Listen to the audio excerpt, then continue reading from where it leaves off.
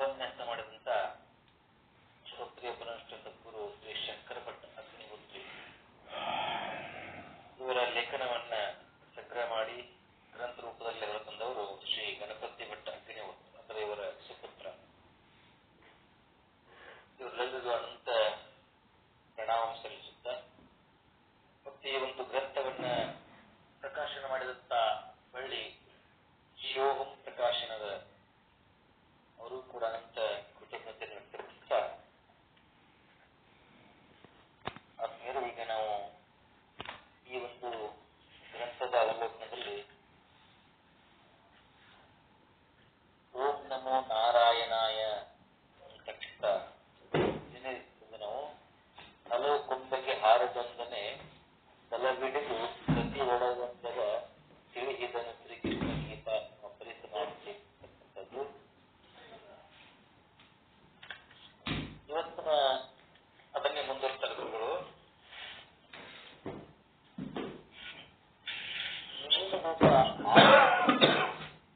ಶಾಸ್ತ್ರಕ್ಕೆ ಅನುಭವಗಳಿಗೆ ಸಂಪೂರ್ಣವಾಗಿ ಹೊಂದುವಂತೆ ಮಾಡಿಕೊಳ್ಳುವುದೇ ಮುಖ್ಯವಾದದ್ದು ಅಂತಕ್ಕಂಥದ್ದು. ಅದಕ್ಕೆ ಉಪಾಯವೇನು ಎಂಬಂತ ಮುಂತಾದ ಸಂಗತಿಗಳನ್ನ ಹೇಳುವುದಾರೆ ತಮ್ಮೊಂದಿಗೆ ತಿಳಿಸಲಾಗಿತ್ತು. ಅದರಲ್ಲಿ ಒಂದಾದಂತ ಒಂದು ಶ್ಲೋಕದ ಬಗ್ಗೆ ನಾವು ನೋಡೋಣ ಅಂತ ಹೇಳ್ತಾರೆ. ಸರ್ವಧರ್ಮಾನ್ ಪರಿತ್ಯಜ್ಯ ಮಾಮೇಕಂ ಶರಣಂ ವ್ರಜ ಅಂದ್ರೆ ಹೀಗಂದ್ರೆ ಏನಪ್ಪಾ ಅಂತಂದ್ರೆ ಸಾಕ್ಷಾತ್ ಶ್ರೀಕೃಷ್ಣ ಪರಮಾತ್ಮ, ಆ ಶ್ರೀಕೃಷ್ಣ ಪರಮಾತ್ಮನೇ ಅರ್ಜುನಗೋಸ್ಕರ ಹೇಳಿದಂತ ಮಾತಿದು ಯಾವುದು? ಸರ್ವಧರ್ಮಾನ್ ಪರಿತ್ಯಜ್ಯ ಮಾಮೇಕಂ ಶರಣಂ ವ್ರಜ. ಇದ್ರ ಅರ್ಥ ಎಲ್ಲರಿಗೂ ಆಲ್ಮೋಸ್ಟ್ ಗೊತ್ತಿರ್ತದ. ಏನಂತಂದ್ರೆ ನೀನು ಯಾವುದಕ್ಕೆ ಧರ್ಮ ಅಂತ ತಿಳಿದಿದೆಯೋ ಅವೆಲ್ಲವನ್ನ ಬಿಟ್ಟುಕೊಟ್ಟು ಏನ್ ಮಾಡ್ಬೇಕು? ನೀನು ಮಾಮೇಕಂ ಶರಣಂ ವ್ರಜ, ನನ್ನೊಬ್ಬಳಿಗೆ ನೀನೇನ್ ಮಾಡ್ಬೇಕು? ಏಕೋಭಾವದಿಂದ ನೀನೇನ್ ಮಾಡ್ಬೇಕು? ಏಕೋಭಾವದಿಂದ ಅನನ್ಯ ಚಿತ್ತದಿಂದ ಶರಣೋಭಾ. ನನ್ನನ್ನು ಈ ಧರ್ಮ ಕಾಪಾಡುತ್ತದೆ, ಆ ಧರ್ಮ ಕಾಪಾಡಲಿಕ್ಕಿದೆ, ನಾ ಧರ್ಮ ಪರಿಪಾಲನೆ ಮಾಡಬೇಕು, ನನಗೊಂದು ಧರ್ಮ ಅಂತಿದೆ, ಅದರಿಂದ ನನಗೆ ಶಾಂತಿ ಸಿಗುತ್ತದೆ, ಎಲ್ಲ ಮುಂತಾದಂತ ಏನು ವಿಕಲ್ಪಗಳನ್ನು ಈಗೇನು ಅನಿಸ್ತಾ ಇದೆ ಬಂದ್ರೆ ನಿನಗ ಅವೆಲ್ಲ ನಿನ್ಗೆ ಏನು ಪ್ರಯೋಜನ ಇಲ್ಲ ಅಂತ, ಅವೇನು ನಿನಗೆ ಪ್ರಯೋಜನ, ಅದರಿಂದ ಲಾಭನೂ ಕೂಡ ಇಲ್ಲ ನಿನಗೆ ಅಂತ ಹೇಳ್ತಾ, ನಿಜವಾದ ಶಾಂತಿ ಮುಂತಾದದ್ದು ನಿನಗೆ ಸಿಗಬೇಕಾದ್ರೆ ಏನ್ ಮಾಡ್ಬೇಕು? ನೀನು ಮಾಮೇಕಂ ಶರಣಂ ವ್ರಜ, ಮಾಮೇಕಂ ಶರಣಂ ವ್ರಜ, ನನ್ನೊಬ್ಬನಿಗೆ ನೀನು ಶರಣ ಬಾ. ಅಹಂ ತ್ವಾ ಸರ್ವಂ ಪಾಪೇಭ್ಯೋ ಮೋಕ್ಷಯಿಷ್ಯಾಮಿ ಮಾ ಶುಚಃ. ನಿನಗೆ ಶರಣು ಬಂದ ನನ್ನ ಹಿಂದಿನ ಪಾಪದ ಗತಿಯೇನು, ಅವನ್ನ ಯಾರು ಮುಗಿಸ್ಬೇಕು? ಇದು ನಿಯಮ ಇದೆಯಲ್ಲ. ಎಷ್ಟು ಜನ್ಮಗಳಲ್ಲಿ ನಾನು ಎಷ್ಟೊಂದು ಪಾಪ ಮಾಡಿದ್ದೇನೆ, ಎಲ್ಲ ರಾಶಿಗಳು ಬಿದ್ದಾವ, ಏನಾಗ್ತಾವ, ಹೆಂಗ ಏನ ಕೃಷ್ಣ, ಅದಕ್ಕೇನು ಪರಿಹಾರ ಅಂತ ನಿನಗೆ ಇರಬಹುದು, ಬಂದೀತು, ನಿನ್ನ ಒಳಗ ಇಂಥ ಸಂಶಯ ಬಂದಿರಬಹುದು, ಮತ್ತೆ ಬಂದಿರ್ಲಿಕ್ಕೆ ಸಾಧ್ಯ ಇಲ್ಲ. ಆದ್ರೆ ಕೇಳು ಏನಪ್ಪಾ ಅಂತಂದ್ರೆ ಅದರ ಜವಾಬ್ದಾರಿ ನಾನು ಹೊರತಿದ್ದೇನೆ ಅಂತ. ಅದನ್ನ ಬಿಟ್ಬಿಡು. ಯಾಕೆ? ನನಗೆ ನೀನು ಶರಣ ಹೋಗಿದ್ಯಲ್ಲ, ಮಾಮೇಕಂ ಶರಣಂ ವ್ರಜ ಬಂದಪ್ಪ ಅಂತಂದ್ರೆ ನೀನು ವಿಚಾರ ನಿನ್ನ ಮನಸ್ಸಿನಲ್ಲಿ ಹೇಳತ್ತವಲ್ಲ, ಆ ಎಲ್ಲ ವಿಚಾರವನ್ನು ನಾನು ತೆಗೆದುಕೊಳ್ತೇನೆ. ಇಂಥ ವಿಚಾರಗಳು ಎಲ್ಲ ಸಾಧಕರಿಗೂ ಕೂಡ ಶ್ರೀಕೃಷ್ಣ ಪರಮಾತ್ಮನೇ ಬರ್ಬೇಕಂತೇನಿಲ್ಲ. ಯಾರೋ ರೂಪದಲ್ಲಿ ಭಗವಂತ ನಮ್ಗೆ ವಿಶೇಷವಾದಂತ ಅನುಭೂತಿ ಕೊಟ್ಟೇ ಇರ್ತಾನೆ. ನಾವು ಯಾವಾಗ ಸತ್ಸಂಗದಲ್ಲಿ ಇರ್ತೀವಿ, ನಾವು ಯಾವಾಗ ಭಗವಂತನ ಅನುಸಂಧಾನದಲ್ಲಿ ಇರ್ತೀವಿ, ಅವಾಗ ಭಗವಂತ ನಮಗ ವಿಶೇಷವಾದಂತ ಯಾವುದೋ ಒಂದು ರೂಪದ ನಮಗ ಸಹಾಯಕ್ಕೆ ಬಂದೇ ಇರ್ತಾನೆ. ನಮ್ಮ ಜವಾಬ್ದಾರಿ ಅವನು ತಗೊಂಡ್ಬಿಟ್ಟಿರ್ತಾನೆ. ನಮಗನಿಸ್ತದ ಏನಪ್ಪಾ ಇದು ಎಷ್ಟೊಂದು ದುಡ್ಡು ಅನ್ಕೊಂಡಿನ ಅದೇನು ಸರಳ ಆಗಿರುತ್ತಲ್ಲ, ಯಾರ್ಯಾರೋ ಸಹಾಯ ಮಾಡೋದು, ಏನೇನೋ ಆಯ್ತು, ಇಂಥ ಅನುಭೂತಿಗಳು, ವ್ಯವಹಾರಿಕ ಅನುಭೂತಿಗಳು ಬಂದ್ಬಿಡ್ತಾವ ನಮಗ. ಯಾಕಂತಂದ್ರೆ ನಾವು ಆಧ್ಯಾತ್ಮಿಕವಾಗಿ ಅವನಿಗೆ ಪೂರ್ತಿಯಾಗಿ ಶಕ್ತಿಪುತ್ತವಲ್ಲ, ಅವಾಗ ಆ ಭಗವಂತ ನಮಗೆ ನಮ್ಮ ವ್ಯಾವಹಾರಿಕ ಎಲ್ಲ ಜವಾಬ್ದಾರಿ ನಾವು ತೆಗೆದುಕೊಂಡಿರ್ತಾನೆ. ಅಂತ ಒಂದು ಅನುಭೂತಿಗಳು, ಅನುಭವಗಳು ನಿಮ್ಮ ಎಲ್ಲರಿಗೂ ಸಾಕಷ್ಟು ಬಂದಿರ್ತವೆ. ನೀನು ಬಿಡು ಬಿಡು ಅಂತ ಹೇಳ್ತಾನೆ ಪರಮಾತ್ಮ. ಅದರ ಕಾಳಜಿ ನೀನು ಮಾಡಬೇಡ, ಎಲ್ಲಾ ಚಿಂತೆ ಮಾಡ್ತಾ ಹೋಗ್ಬೇಡಂತ, ಎಲ್ಲದಕ್ಕೂ ಚಿಂತೆ ಮಾಡಕ್ ಹೋಗ್ಬೇಡ. ನಿನ್ನ ಅಸಮಾಧಾನ ದುಃಖ ಎಲ್ಲ ಹೋಗ್ಬೇಕು. ಮತ್ತೆ ನಿನ್ನ ಇಚ್ಛೆ ಏನದಲ್ಲ, ನೀವೊಂದು ಇಚ್ಛೆ ಇಟ್ಕೊಂಡು ಬಂದಿದ್ದೆ ಇಲ್ಲಿ, ಅಥವಾ ನಿನಗೊಂದು ಇಚ್ಛೆ ಇದೆ ಒಳಗ. ಏನ್ ಇಚ್ಛೆ ಇದೆ? ನಿನಗೆ ಸತ್ಯವನ್ನ ಅರಿಬೇಕು, ಸತ್ಯವನ್ನು ತಿಳ್ಕೋಬೇಕು, ಮೋಕ್ಷವನ್ನು ಹೊಂದಬೇಕು ಅಂತ ಒಂದೇನೋ ಒಂದು ಅಪೇಕ್ಷದ, ಒಂದು ನಿನಗ ಅದ್ರದ ಹಂಬಲದ ಆ ಇಚ್ಛೆ ನಿನಗೆ ಇದ್ರೆ, ನಾನು ಎಷ್ಟು ಹೇಳ್ತಾನೋ ಅಷ್ಟು ಮಾಡ್ಬೇಕು. ನೀನು ಅಷ್ಟು ಮಾಡ್ಬಿಡು. ಅದಕ್ಕ ಉದಾಹರಣೆ ಕೊಡ್ತಾರೆ ಇಲ್ಲಿ ಯಾರು, ನಮ್ಮ ಶಂಕರ ಭಟ್ ಗುರುಗಳು ಏನಂತಾರೆ, ಈಗ ನೀವು ಡಾಕ್ಟರ್ ಹತ್ರ ಹೋಗಿರ್ತೀರಿ, ಹೌದಾ? ನಿಮ್ಗೆ ಎಷ್ಟ ಮೆಡಿಸಿನ್ ಗುರ್ತಿದ್ರು ಕೂಡ ಏನ್ ಮಾಡಿರ್ತೀರಿ, ಆ ಡಾಕ್ಟರ್ ಯಾವ್ದು ಗುಳಿಗೆ ತಗೊಂತಾನೋ, ಯಾವ್ದು ಔಷಧ ಕೊಡ್ತಾನೋ ಅದರಂತೆ ತಗೋತೀರಿ ನೀವು. ಅದು ಗುರುತು ಹೋಗಂಗಿಲ್ಲ. ಇದನ್ನ ನೆನ್ಪಿಡ್ಬೇಕು. ಹಂಗ ಇಲ್ಲೇನ್ ಮಾಡ್ಬೇಕು, ನೀನು ಶರಣ ಹೋಗ್ಬೇಕು. ನಿಂದಾದಂತ ನೀನ್ ಎಷ್ಟು ತಿಳಿದ್ರು ಮಾಡ್ರು ಏನೆಲ್ಲ, ಈಗ ನನಗ್ ಶರಣ ಹೋಗುತ್ತಪ್ಪ ಅಂತಂದ್ರೆ ಶರಣ ಹೋಗ್ಬೇಕಷ್ಟೇ, ಶರಣ ಹೋಗ್ಬೇಕಷ್ಟೇ ನೀನು. ಅದರಂತೆ ಆತ್ಮಶಾಂತಿ ಬೇಕಾದವರು ಆತ್ಮಜ್ಞಾನದ ವಿಷಯದಲ್ಲಿ ಹೇಳಿದಂತ ಮಾತುಗಳಲ್ಲಿ ಶ್ರದ್ಧೆ ಇಡಬೇಕು. ಶ್ರದ್ಧೆ ಅಂತಕ್ಕಂಥದ್ದು ಬಹಳ ಮುಖ್ಯ. ಯಾಕಂತಂದ್ರೆ ಶ್ರದ್ಧೆಯಿಂದಲೇ ವಿದ್ಯೆ, ಶ್ರದ್ಧೆಯಿಂದಲೇ ಬುದ್ಧಿ. ಶ್ರದ್ಧೆಯಿಂದಲೇ ವಿದ್ಯೆ, ಶ್ರದ್ಧೆಯಿಂದಲೇ ಬುದ್ಧಿ ಅಂತ ಹೇಳ್ತಾರೆ. ಶ್ರದ್ಧೆಯಿಂದಲೇ ಎಲ್ಲವನ್ನ ಸಾಧಿಸಬಹುದು. ನಮಗ ಎದ್ರಲ್ಲಿ ಶ್ರದ್ಧಾ ಬೇಕಂದ್ರ, ನಮ್ಗೆ ಬೇಕು ಎದ್ರಲ್ಲಿ ಶ್ರದ್ಧಾ ಅಂತಂದ್ರ ನಮ್ಮಲ್ಲಿ ನಮ್ಮ ಬಗ್ಗೆ ನಮ್ಗೆ ಶ್ರದ್ಧಾ ಬೇಕು, ನಮ್ಮಲ್ಲಿ ನಮ್ಗೆ ಶ್ರದ್ಧಾ ಬೇಕು ಅಂತ ಅಂದ್ರೆ, ನಾವು ಆತ್ಮಸ್ವರೂಪರು, ನಾವು ಮರಣರಹಿತರು, ಸರ್ವ ಸ್ವತಂತ್ರ ನಾವು ಸ್ವತಂತ್ರ ಇದ್ದೀವಪ್ಪ ಅಂತಕ್ಕಂತ ಏನ್ ಬೇಕು, ಒಳಗೆ ಶ್ರದ್ಧೆ ಬೇಕು, ವಿಶ್ವಾಸ ಬೇಕು, ನಂಬಿಕೆ ಬೇಕು, ಗಟ್ಟಿ ಉಳಿಬೇಕದು. ನಾವು ಪರಿಶುದ್ಧರು, ಸ್ವಭಾವದ ನಾವೇನಿದ್ದೀವಿ, ಪರಮ ಶುದ್ಧರೇ ಇದ್ದೀವಿ.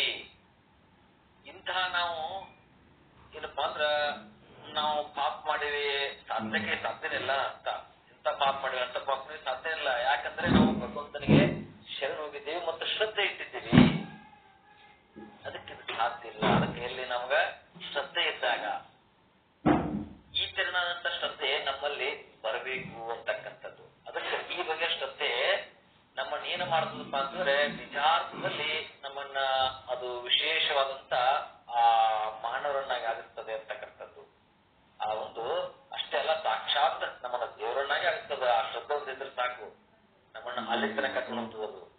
ಅದಕ್ಕ ಶ್ರದ್ಧಾ ಮನೋಭಾವಗಳನ್ನ ಕಳೆದುಕೊಂಡದ್ದೇ ಈ ಒಂದು ನಮ್ಮ ಈಗಿನ ನಮ್ಮ ರಾಷ್ಟ್ರದ ಗತಿಗೆ ಎಲ್ಲದಕ್ಕೂ ಮೂಲ ಕಾರಣ ಏನಪ್ಪಾ ಅಂದ್ರ ಶ್ರದ್ಧೆ ಇಲ್ಲ ಅಂತ.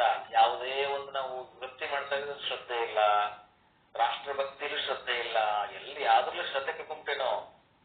ದೇವರಲ್ಲಿ ನಂಬಿಕೆ ಇಲ್ಲ, ಶ್ರದ್ಧೆ ಇಲ್ಲ. ಅದಕ್ಕ ದೇವ್ರ ನಂಬಿಕೆ ಇಲ್ಲದವನ ನಾಸ್ತಿಕ ಎಂದಿದ್ದು ಪುರಾಣ ಧರ್ಮ. ಆದರೆ ತನ್ನಲ್ಲಿ ತನಗೆ ನಂಬಿಕೆ ಇಲ್ಲದವನೇ ನಾಸ್ತಿಕ ಎಂತಿದ್ದ ನೂತನ ಧರ್ಮ ಅಂತ ಹೇಳ್ತಾರೆ ಒಂದ್ ಕಡೆ.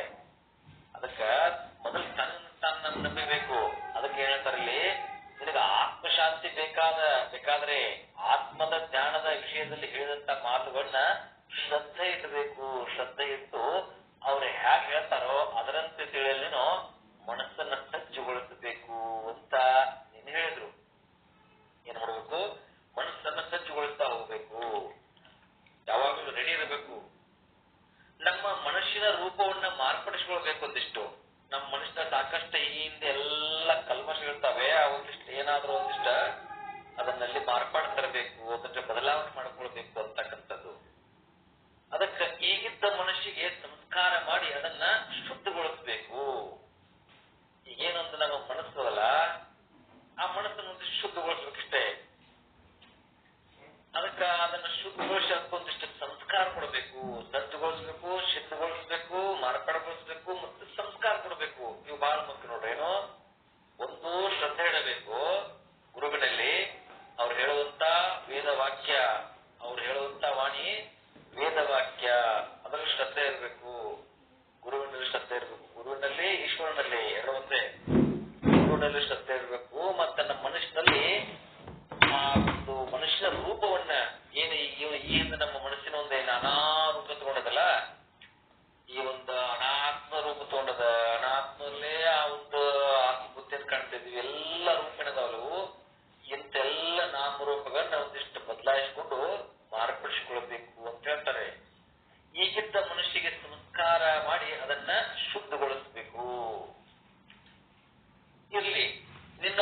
ಕಷ್ಟಗಳು ಎಷ್ಟೇ ಇರಲಿ ಅವನ್ನ ನಿನ್ನಿಂದ ನಾನು ಬಿಡಿಸ್ತಾ ಇದ್ದೇನೆ ಅಂತ ಶ್ರೀಕೃಷ್ಣ ಪರಮಾತ್ಮ ಹೇಳ್ತಾನೆ.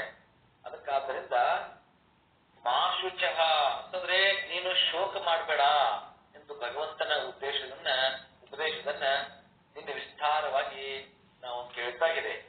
ಇಲ್ಲಿ ಇನ್ನೊಂದು ಇದಕ್ಕೆ ವಿಶೇಷ ಅರ್ಥವನ್ನ ಕೊಡ್ತಾ ಇರತಕ್ಕಂತ ನೋಡ್ತಾ ಇದ್ದೀವಿ ನಾವು. ಏನಪ್ಪಾ ಅಂದ್ರೆ ಶ್ಲೋಕಕ್ಕೆ ವಿಶೇಷ ಅರ್ಥ ಅಂತಂದ್ರೆ ಸಾಮಾನ್ಯವಾಗಿ ಧರ್ಮ ಧರ್ಮ ಅಂತ ಹೇಳ್ತೇವೆ ನಾವು. ಧರ್ಮ ಅಧರ್ಮ ಎಂಬುದು ಶಾಸ್ತ್ರ ಎಂತವು ಮಾಡು ಅಂತ ಹೇಳಿ ಯಾವ್ದು ಹೇಳ್ತಾರ ಧರ್ಮ ಅಂತ ಹೇಳ್ತೇವೆ ನಾವು. ಕೇಳ್ತೇವೆ ಶಾಸ್ತ್ರ ಎಂತ ಕಳಬೇಡ, ಕೊಲ್ಲಬೇಡ, ಔಷಧ ನರಿಗೆ ಅಸಹ್ಯ ಕೊಡಬೇಡ, ಏನು ತಪ್ಪು ಸೂತ್ರಗಳಿದಾವೆ. ಇದೊಂದು ಧರ್ಮ ಅಂತಿದೆ. ಒಂಥರ ಇದೊಂದು ಧರ್ಮ, ಧರ್ಮ ಈ ಧರ್ಮ ಅಂತ ನೋಡ್ತೇವೆ ನಾವು.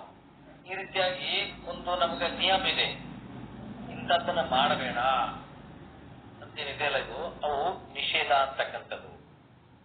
ಅದಕ್ಕೆ ಅವು ಮಾಡಬಾರ್ದು, ಅವನ್ನ ಕಳಬಾರದು, ಕೊಲ್ಲಬಾರದು, ಬೇಡ ಅಂತ ಹೇಳ್ತಕ್ಕಂಥ ಸುಳಿವನ್ನು ಮಾಡಬಾರದು ಅಂತಕ್ಕಂಥದ್ದು. ಹಾಗಾದ್ರೆ ಮಾಡಬಾರದುಗಳ ಗೊಡವೆ ನಾವು ಬಿಟ್ಟೆ ಬಿಡ್ಬೇಕು.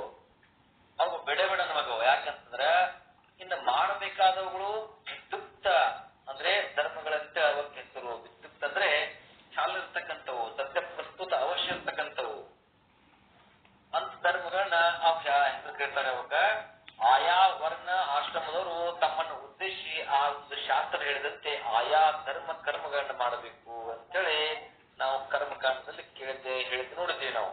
ಆದರೆ ಅವು ಎಷ್ಟರ ಮಟ್ಟಿಗೆಪ್ಪ ಅಂತಂದ್ರೆ ಅವು ಏನಪ್ಪಾ ಅಂತಂದ್ರೆ ಎಷ್ಟರ ಮಟ್ಟಿಗೆ ಅವು ಬಹಳ ಅಂದ್ರೆ ನಮ್ಮ ಚಿತ್ತವನ್ನ, ನಮ್ಮ ಏನು ಒಳಗೆ ಒಂದು ಚಿತ್ತ ಅಂತ ಇರುತ್ತಲ್ಲ, ಮನ ಬುದ್ಧಿ ಚಿತ್ತ ಅಹಂಕಾರ. ಚಿತ್ತ ಅಂದ್ರ ಈ ಮೊಬೈಲ್ ನಲ್ಲಿ ಹೆಂಗೆ ನಾವು ಮೆಮ್ರಿ ಕಾರ್ಡ್ ಅಂತ ಇರುತ್ತಲ್ಲ, ಹಾಗೆ ನಮ್ಮ ಚಿತ್ತ ಒಂದಿಷ್ಟು ಸಂಸ್ಕಾರ ಬರ್ತಾವ, ಶುದ್ಧ ಬರ್ತಾವ ಅಷ್ಟೇ.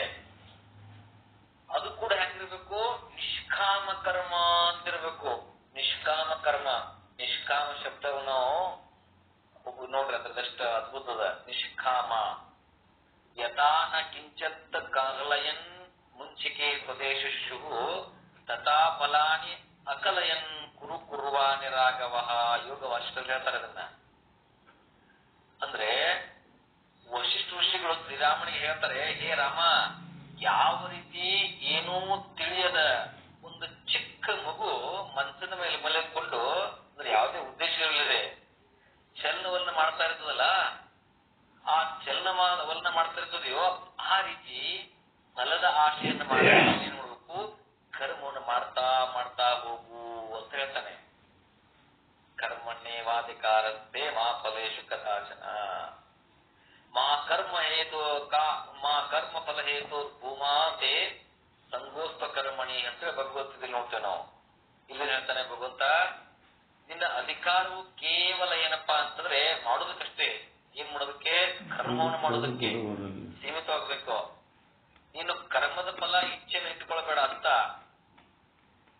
ಮತ್ ಇಚ್ಛೆ ಇಟ್ಕೊಂಡ ನಂತರ ಸುಮ್ನೆ ಮಾತು ಇರ್ಬೇಕಷ್ಟೇ, ಆದ್ರೆ ಅದು ಆಗಬೇಕು ಅಂತ ಮಾಡಬಾರದು.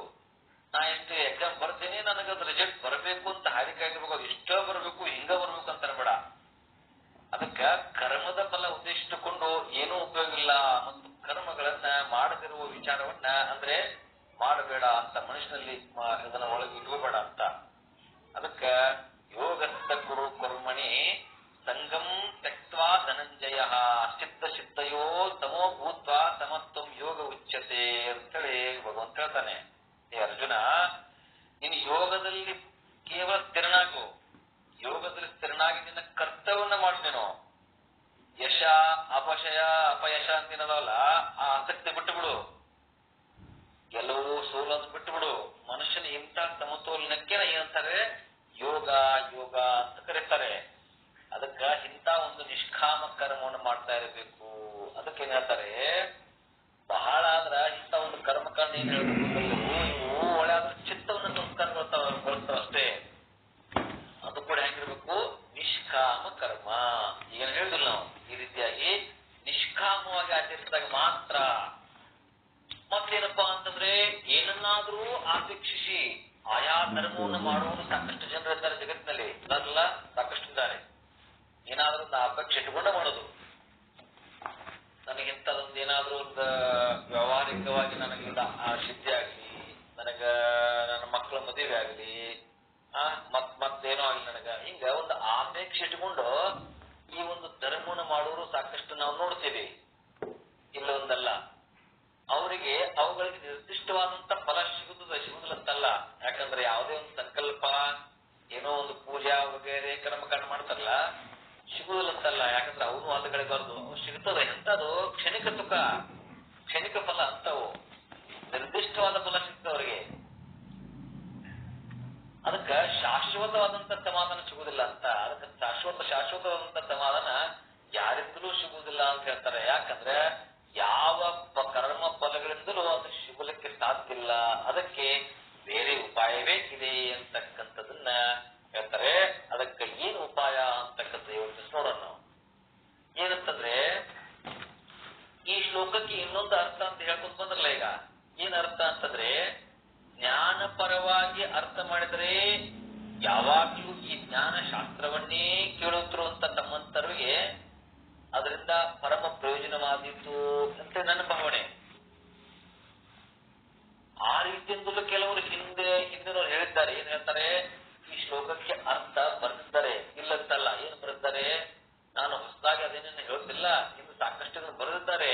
ಭಗವದ್ಗೀತೆ ಮೇಲೆ ವ್ಯಾಖ್ಯಾನ ಸಾಕಷ್ಟು ಜನ ಮಾಡಿದ್ದಾರೆ. ಸಾಮಾನ್ಯ ಜನರಿಗೆಲ್ಲ ಗುರುತಿದು ಇದೇ ಧರ್ಮ, ಒಂದು ಧರ್ಮಾಧರ್ಮವನ್ನ ಲಕ್ಷಿಸಿ ಬರೆದಿದ್ದವರು. ಆದ್ರೆ ಜ್ಞಾನದ ಮಾರ್ಗದ ಒಬ್ಬೊಬ್ರು ಮಾತ್ರ ಏನ್ ಹೇಳ್ತಾರೆ, ನಿಷ್ಠೂರವಾಗಿ ಈ ಶ್ಲೋಕದ ಬಗ್ಗೆ ಒಂದು ವಿಶೇಷವಾದ ಅರ್ಥವನ್ನ ಬರೆದಿದ್ದಾರೆ ಅಂತಕ್ಕಂಥದ್ದು. ಯಾಕಂದ್ರೆ ಈ ಶ್ಲೋಕಕ್ಕೆ ಬರೆದಂತ ಅರ್ಥದ ತಾತ್ಪರ್ಯವನ್ನ ಮಾತ್ರ ನಿಮ್ಗೆ ನಾನು ಹೇಳ್ತಾ ಇದ್ದೇನೆ. ಏನಪ್ಪಾ ಅಂತಂದ್ರೆ, ಇದನ್ನ ತಿಳಿದಿರ್ಬೇಕು. ಯಾಕಂದ್ರೆ ಶಬ್ದಗಳೇನಲ್ಲಿ ವ್ಯತ್ಯಾಸ ಇಲ್ಲ, ಅವೇ ಶಬ್ದಗಳು. ಎಷ್ಟು ಭಗವದ್ಗೀತೆಗಳಲ್ಲಿ ವ್ಯಾಖ್ಯಾನ ಮಾಡಿದ್ದಾರೆ, ಅದರಲ್ಲಿ ತಮ್ಮ ಅನುಭವ ಬರ್ತಾರೆ. ಎಲ್ಲ ಮೂಲ ಶಬ್ದ ಒಂದೇ. ಆದ್ರೆ ಏನಪ್ಪಾ ಅಂದ್ರ ಸರ್ವಧರ್ಮಾನ್ ಪರಿತ್ಯಜ್ಯ, ಸರ್ವಧರ್ಮ ಅಂತಂದ್ರೆ ಎಲ್ಲಾ ಧರ್ಮಗಳನ್ನು ಅಂತದ ಅರ್ಥ. ಎಲ್ಲ ಧರ್ಮಗಳು ಅಂತಂದ್ರೆ, ಎಲ್ಲ ಧರ್ಮ ಅಂದ್ರೆ ಏನು, ಅವನ್ನ ನಾವು ಮಾಡಿ ಬಿಡ್ಬೇಕಂತಂದ್ರೆ ಯಾವ್ಯಾವ ಧರ್ಮಗಳು ಬಿಡ್ಬೇಕು ಅಂತ, ಯಾವ ಧರ್ಮ ಬಿಡ್ಬೇಕು, ಮತ್ತೆ ಬಿಡ್ಬೇಕಂದ ಮೇಲೆ ನಾವು ಮೊದಲು ಅವುಗಳನ್ನ ಹಿಡಿದಿಟ್ಕೊಂಡಿರ್ಬೇಕಲ್ಲ.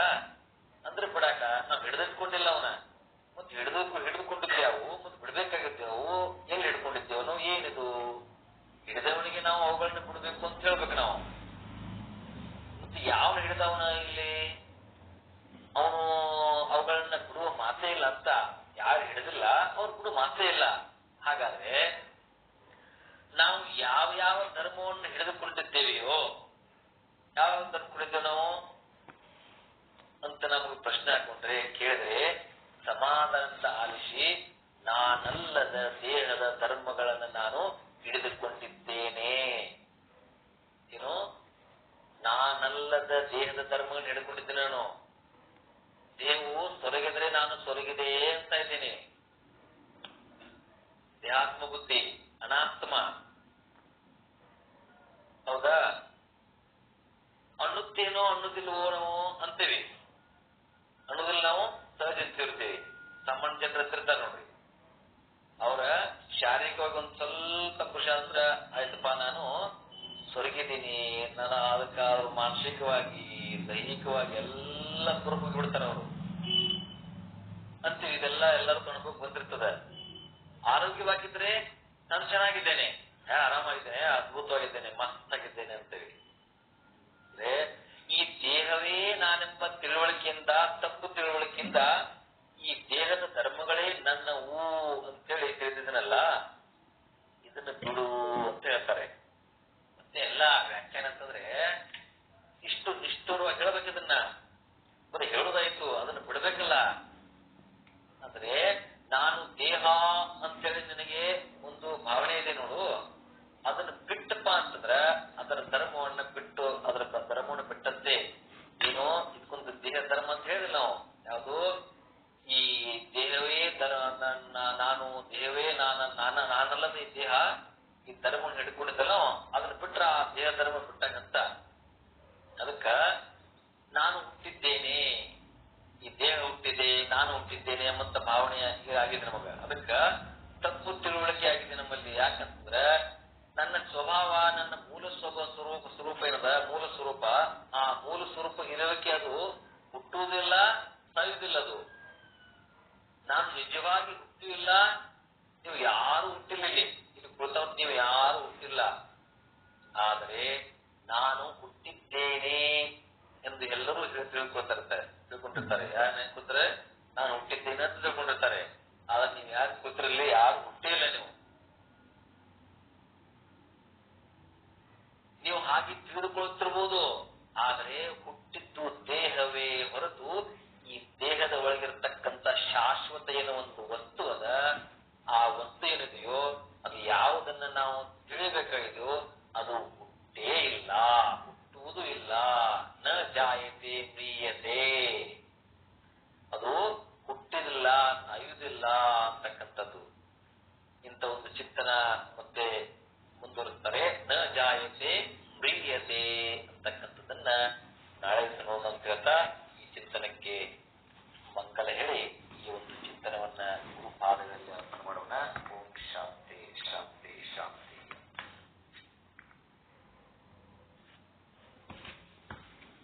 ಮತ್ತಾರೇನ್ ಹೇಳ್ತಾರೆ? ಏನಾರ ಹೇಳೋರು?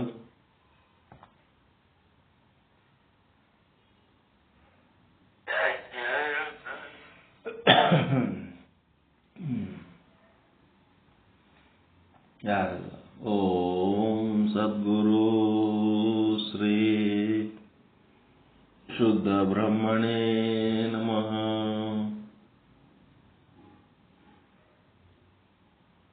ಸಮಸ್ತ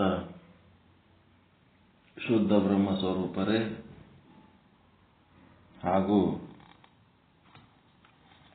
ಇದುವರೆಗೆ ಈ ಒಂದು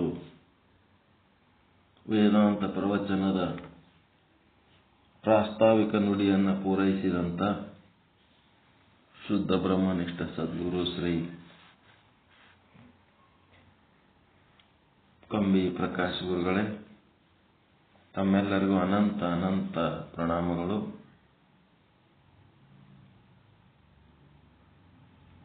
ಈ ಒಂದು ಗ್ರಂಥ ಶಂಕರ ಭಟ್ಟ ಅಗ್ನಿಹೋತ್ರಿ ಗುರುಗಳು ಮಾಡಿದಂಥ ಪ್ರವಚನ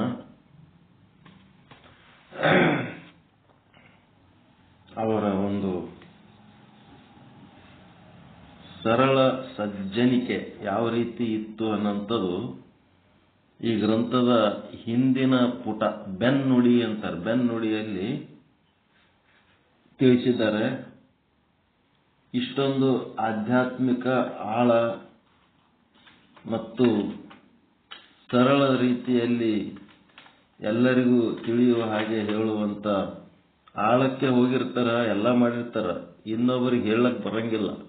ಆದರೆ ಇವರು ತಾವು ದರ್ಶನ ಮಾಡಿಕೊಂಡು ಇನ್ನೊಬ್ಬರಿಗೆ ದರ್ಶನ ಆಗುವ ಹಾಗೆ ಏನು ಪ್ರಯತ್ನ ಮಾಡ್ಯಾರ, ಬಹಳ ಅದ್ಭುತ, ಅದು ಅಮೋಘವಾದಂಥ ಪ್ರಯತ್ನ. ಅದು ಅಂತ ವ್ಯಕ್ತಿ ಪತ್ರಿಕೆಗಳಲ್ಲಿ ಪ್ರಕಟಣೆ ಇಲ್ಲ ನೋಡ್ರಿ. ಹೆಂಗದು, ಯಾವ ಪತ್ರಿಕೆ ಒಳಗೂ ಅವ್ರ ಹೆಸರು ಪ್ರಕಟಣೆ ಇಲ್ಲ, ಯಾರಿಗೆ ಬೇಕಾಗಿಲ್ಲ ಇಂಥ ಪ್ರಕಟಣೆ. ಯಾರು ಸತ್ಯ ಇರ್ತದ ಅವ್ರಿಗಿಂತ ಪ್ರಕಟಣೆ ಬೆನ್ನತ್ತಿ ಹೋಗಂಗಿಲ್ಲ. ಅವ್ರು ಪ್ರಚಾರ ಮತ್ತು ಕೀರ್ತಿ ಅಂತ ಎರಡಿರ್ತಾವ.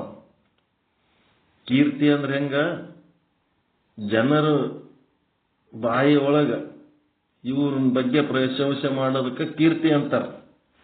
ಪಬ್ಲಿಕ್ ತಾವೇ ಇವ್ರ ಬಗ್ಗೆ ಪ್ರಶಂಸೆ ಮಾಡಿದ್ರೆ ಕೀರ್ತಿ. ತನ್ನ ಬಗ್ಗೆ ತಾನೇ ಆತ್ಮಸ್ತುತಿ ಮಾಡ್ಕೊಂಡು ಎಲ್ಲರಿಗೂ ಹೇಳ್ಕೊಂಡಿರೋದು ಪ್ರಚಾರ. ಪ್ರಚಾರಕ್ಕೆ ಕೀರ್ತಿಗೆ ವ್ಯತ್ಯಾಸ ಗೊತ್ತದಲ್ರಿ?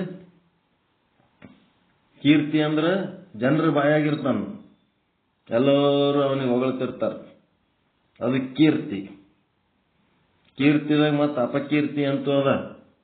ಈಗ ರಾಮನದು ಕೀರ್ತಿ ಆದ್ರೆ ರಾವಣನದು ಅಪಕೀರ್ತಿ. ಗಾಂಧಿ ಕೀರ್ತಿ ಆದ್ರೆ ಗೂಡ್ಸೆ ಅಪಕೀರ್ತಿ. ಕೀರ್ತಿ ಅಪಕೀರ್ತಿ ಎರಡೂ ಏನಿರ್ತಾವ, ಶಾಶ್ವತವಾಗಿ ಜನರ ಒಂದು ಸ್ಮೃತಿಯೊಳಗಿರ್ತಾವ. ಒಂದು ಜನರ ಹೃದಯದಲ್ಲಿ ಹೊಕ್ಕರೆ ಇನ್ನೊಬ್ರು ಚರಿತ್ರೆಯಲ್ಲಿ ಹೊಕ್ಕಿರ್ತಾರೆ ಅಪಕೀರ್ತಿ ಇದ್ದವರು. ಇಲ್ಲಿ ಕೀರ್ತಿಗೆ ಪ್ರಚಾರಕ್ಕೆ ಏನು ವ್ಯತ್ಯಾಸ ಅಂತಂದ್ರೆ, ಸೂರ್ಯನಿಗೆ ಮುಖ ಮಾಡಿ ಹೋಗುವುದು ಕೀರ್ತಿ ಇದ್ದಂಗ. ಬೆಳಕಿನ ಕಡೆ ಮುಖ ಮಾಡಿ ಹೋದ್ರೆ ಅವನು ನೆರಳು ಎಲ್ಲಿರ್ತದ? ಮುಂದಿರ್ತದ, ಹಿಂದಿರ್ತದ? ಬೆಳಕಿನ ಕಡೆ ನಾವು ಮುಖ ಮಾಡಿ ಹೋಗುವಾಗ ಆ ವ್ಯಕ್ತಿಯ ನೆರಳು ಮುಂದಿರ್ತದ, ಹಿಂದಿರ್ತದ್ರಿ? ಹಿಂದಿರ್ತದ. ಮತ್ತೆ ಬೆಳಕಿಗೆ ಬೆನ್ನು ಮಾಡಿ ಹೋಗವನು ಹೆಂಗಿರ್ತಾನ? ತನ್ನ ನೆರಳ ಮುಂದೆ ಮಾಡ್ಕೊಂಡು ಹೋಗ್ತಿರ್ತಾನ. ನೆರಳು ಅಂದ್ರೆ ಅವನ ಅಜ್ಞಾನ. ಕೀರ್ತಿ ಇದ್ದ ಒಂದು ಅಜ್ಞಾನ ಹಿಂದೆ ಹಾಕಿರ್ತಾನ. ಪ್ರಚಾರ ಮಾಡವ ತನ್ನ ಅಜ್ಞಾನವನ್ನು ಮುಂದಿಟ್ಕೊಂಡು ಹೋಗ್ತಿರ್ತಾನ. ಬೆಳಕಿನ ಕಡೆ ಬೆನ್ನು ಮಾಡಿದವನಿಗೆ ಏನಾಗಿರ್ತದ? ನೆರಳು ಅವನು ಮುಂದಿರ್ತದ.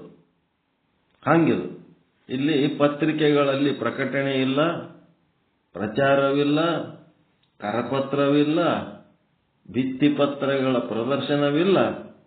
ಆದರೂ ಹೋಗಲಿ, ಕಾರ್ಯಕ್ರಮವಿದೆ ಎಂಬುದನ್ನು ಹೇಳುವ ಘೋಷಣೆಗಾರರ ಗೊಂದಲವೂ ಕೇಳಲಿಲ್ಲ. ಇಂಥ ಒಂದು ಶಂಕರ ಭಟ್ಟರ ಪ್ರವಚನ ಆದ ಅಂತೇಳಿ ಬರ್ರಿ ಅಂತೇಳಿ ಒಬ್ರಿಗೊಬ್ರು ಹಿಂಗೆ ಅನೌನ್ಸ್ ಮಾಡಿ ಕರೆಯವರೂ ಇಲ್ಲ. ಅದ್ದೂರಿಯ ಸಮಾರಂಭ, ಅಟ್ಟಹಾಸ, ಅಬ್ಬರ ಇದೇನು ನೋಡಲು ಸಿಗಲೇ ಇಲ್ಲ. ಆದರೂ ನೂರಾರು ಜನರು ತಾವು ಹೋದೆಡೆಯಲ್ಲೆಲ್ಲ ಚುಂಬಕದಂತೆ ಸೆಳೆದುಕೊಂಡು ಹೋಗುತ್ತಿದ್ದವರು ಪಂಬಳದ ಬ್ರಹ್ಮಶ್ರೀ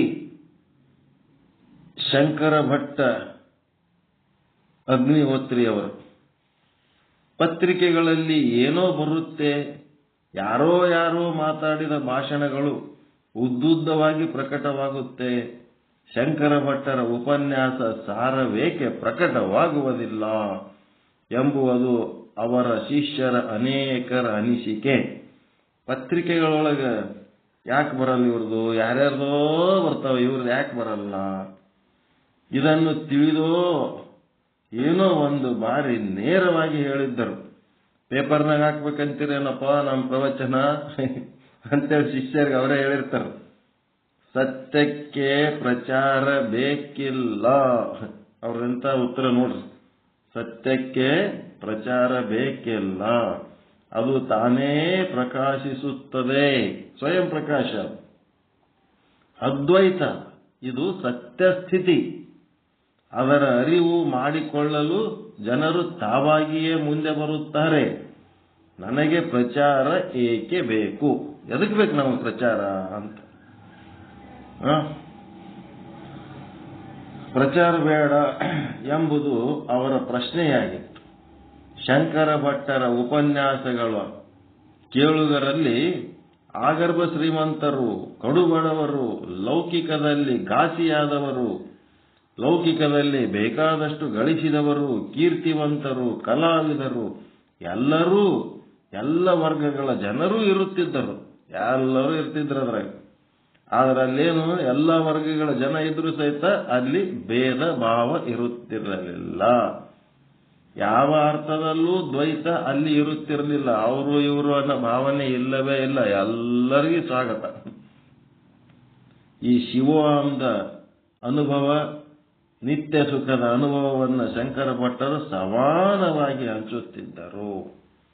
ಶ್ರೀ ಶಂಕರ ಭಟ್ಟರು ಅರ್ಧ ಶತಕದ ದೀರ್ಘಾವಧಿಯಲ್ಲಿ, ಅಂದ್ರೆ 50 ವರ್ಷ, ಅರ್ಧ ಶತಕ ಅಂದ್ರೆ ಕರ್ನಾಟಕದಾದ್ಯಂತ ಊರೂರು ಮನೆಗಳಿಗೆ ಹೋಗಿ ಮುಮುಕ್ಷುಗಳ ಹಸಿವನ್ನ ತಣಿಸಿದ್ದಾರೆ. ಮುಮುಕ್ಷುಗಳನ್ನು ಗುರುತಿಸಿ ಅವರ ಹಸಿವನ್ನು ತಣಿಸಿದ್ದಾರೆ.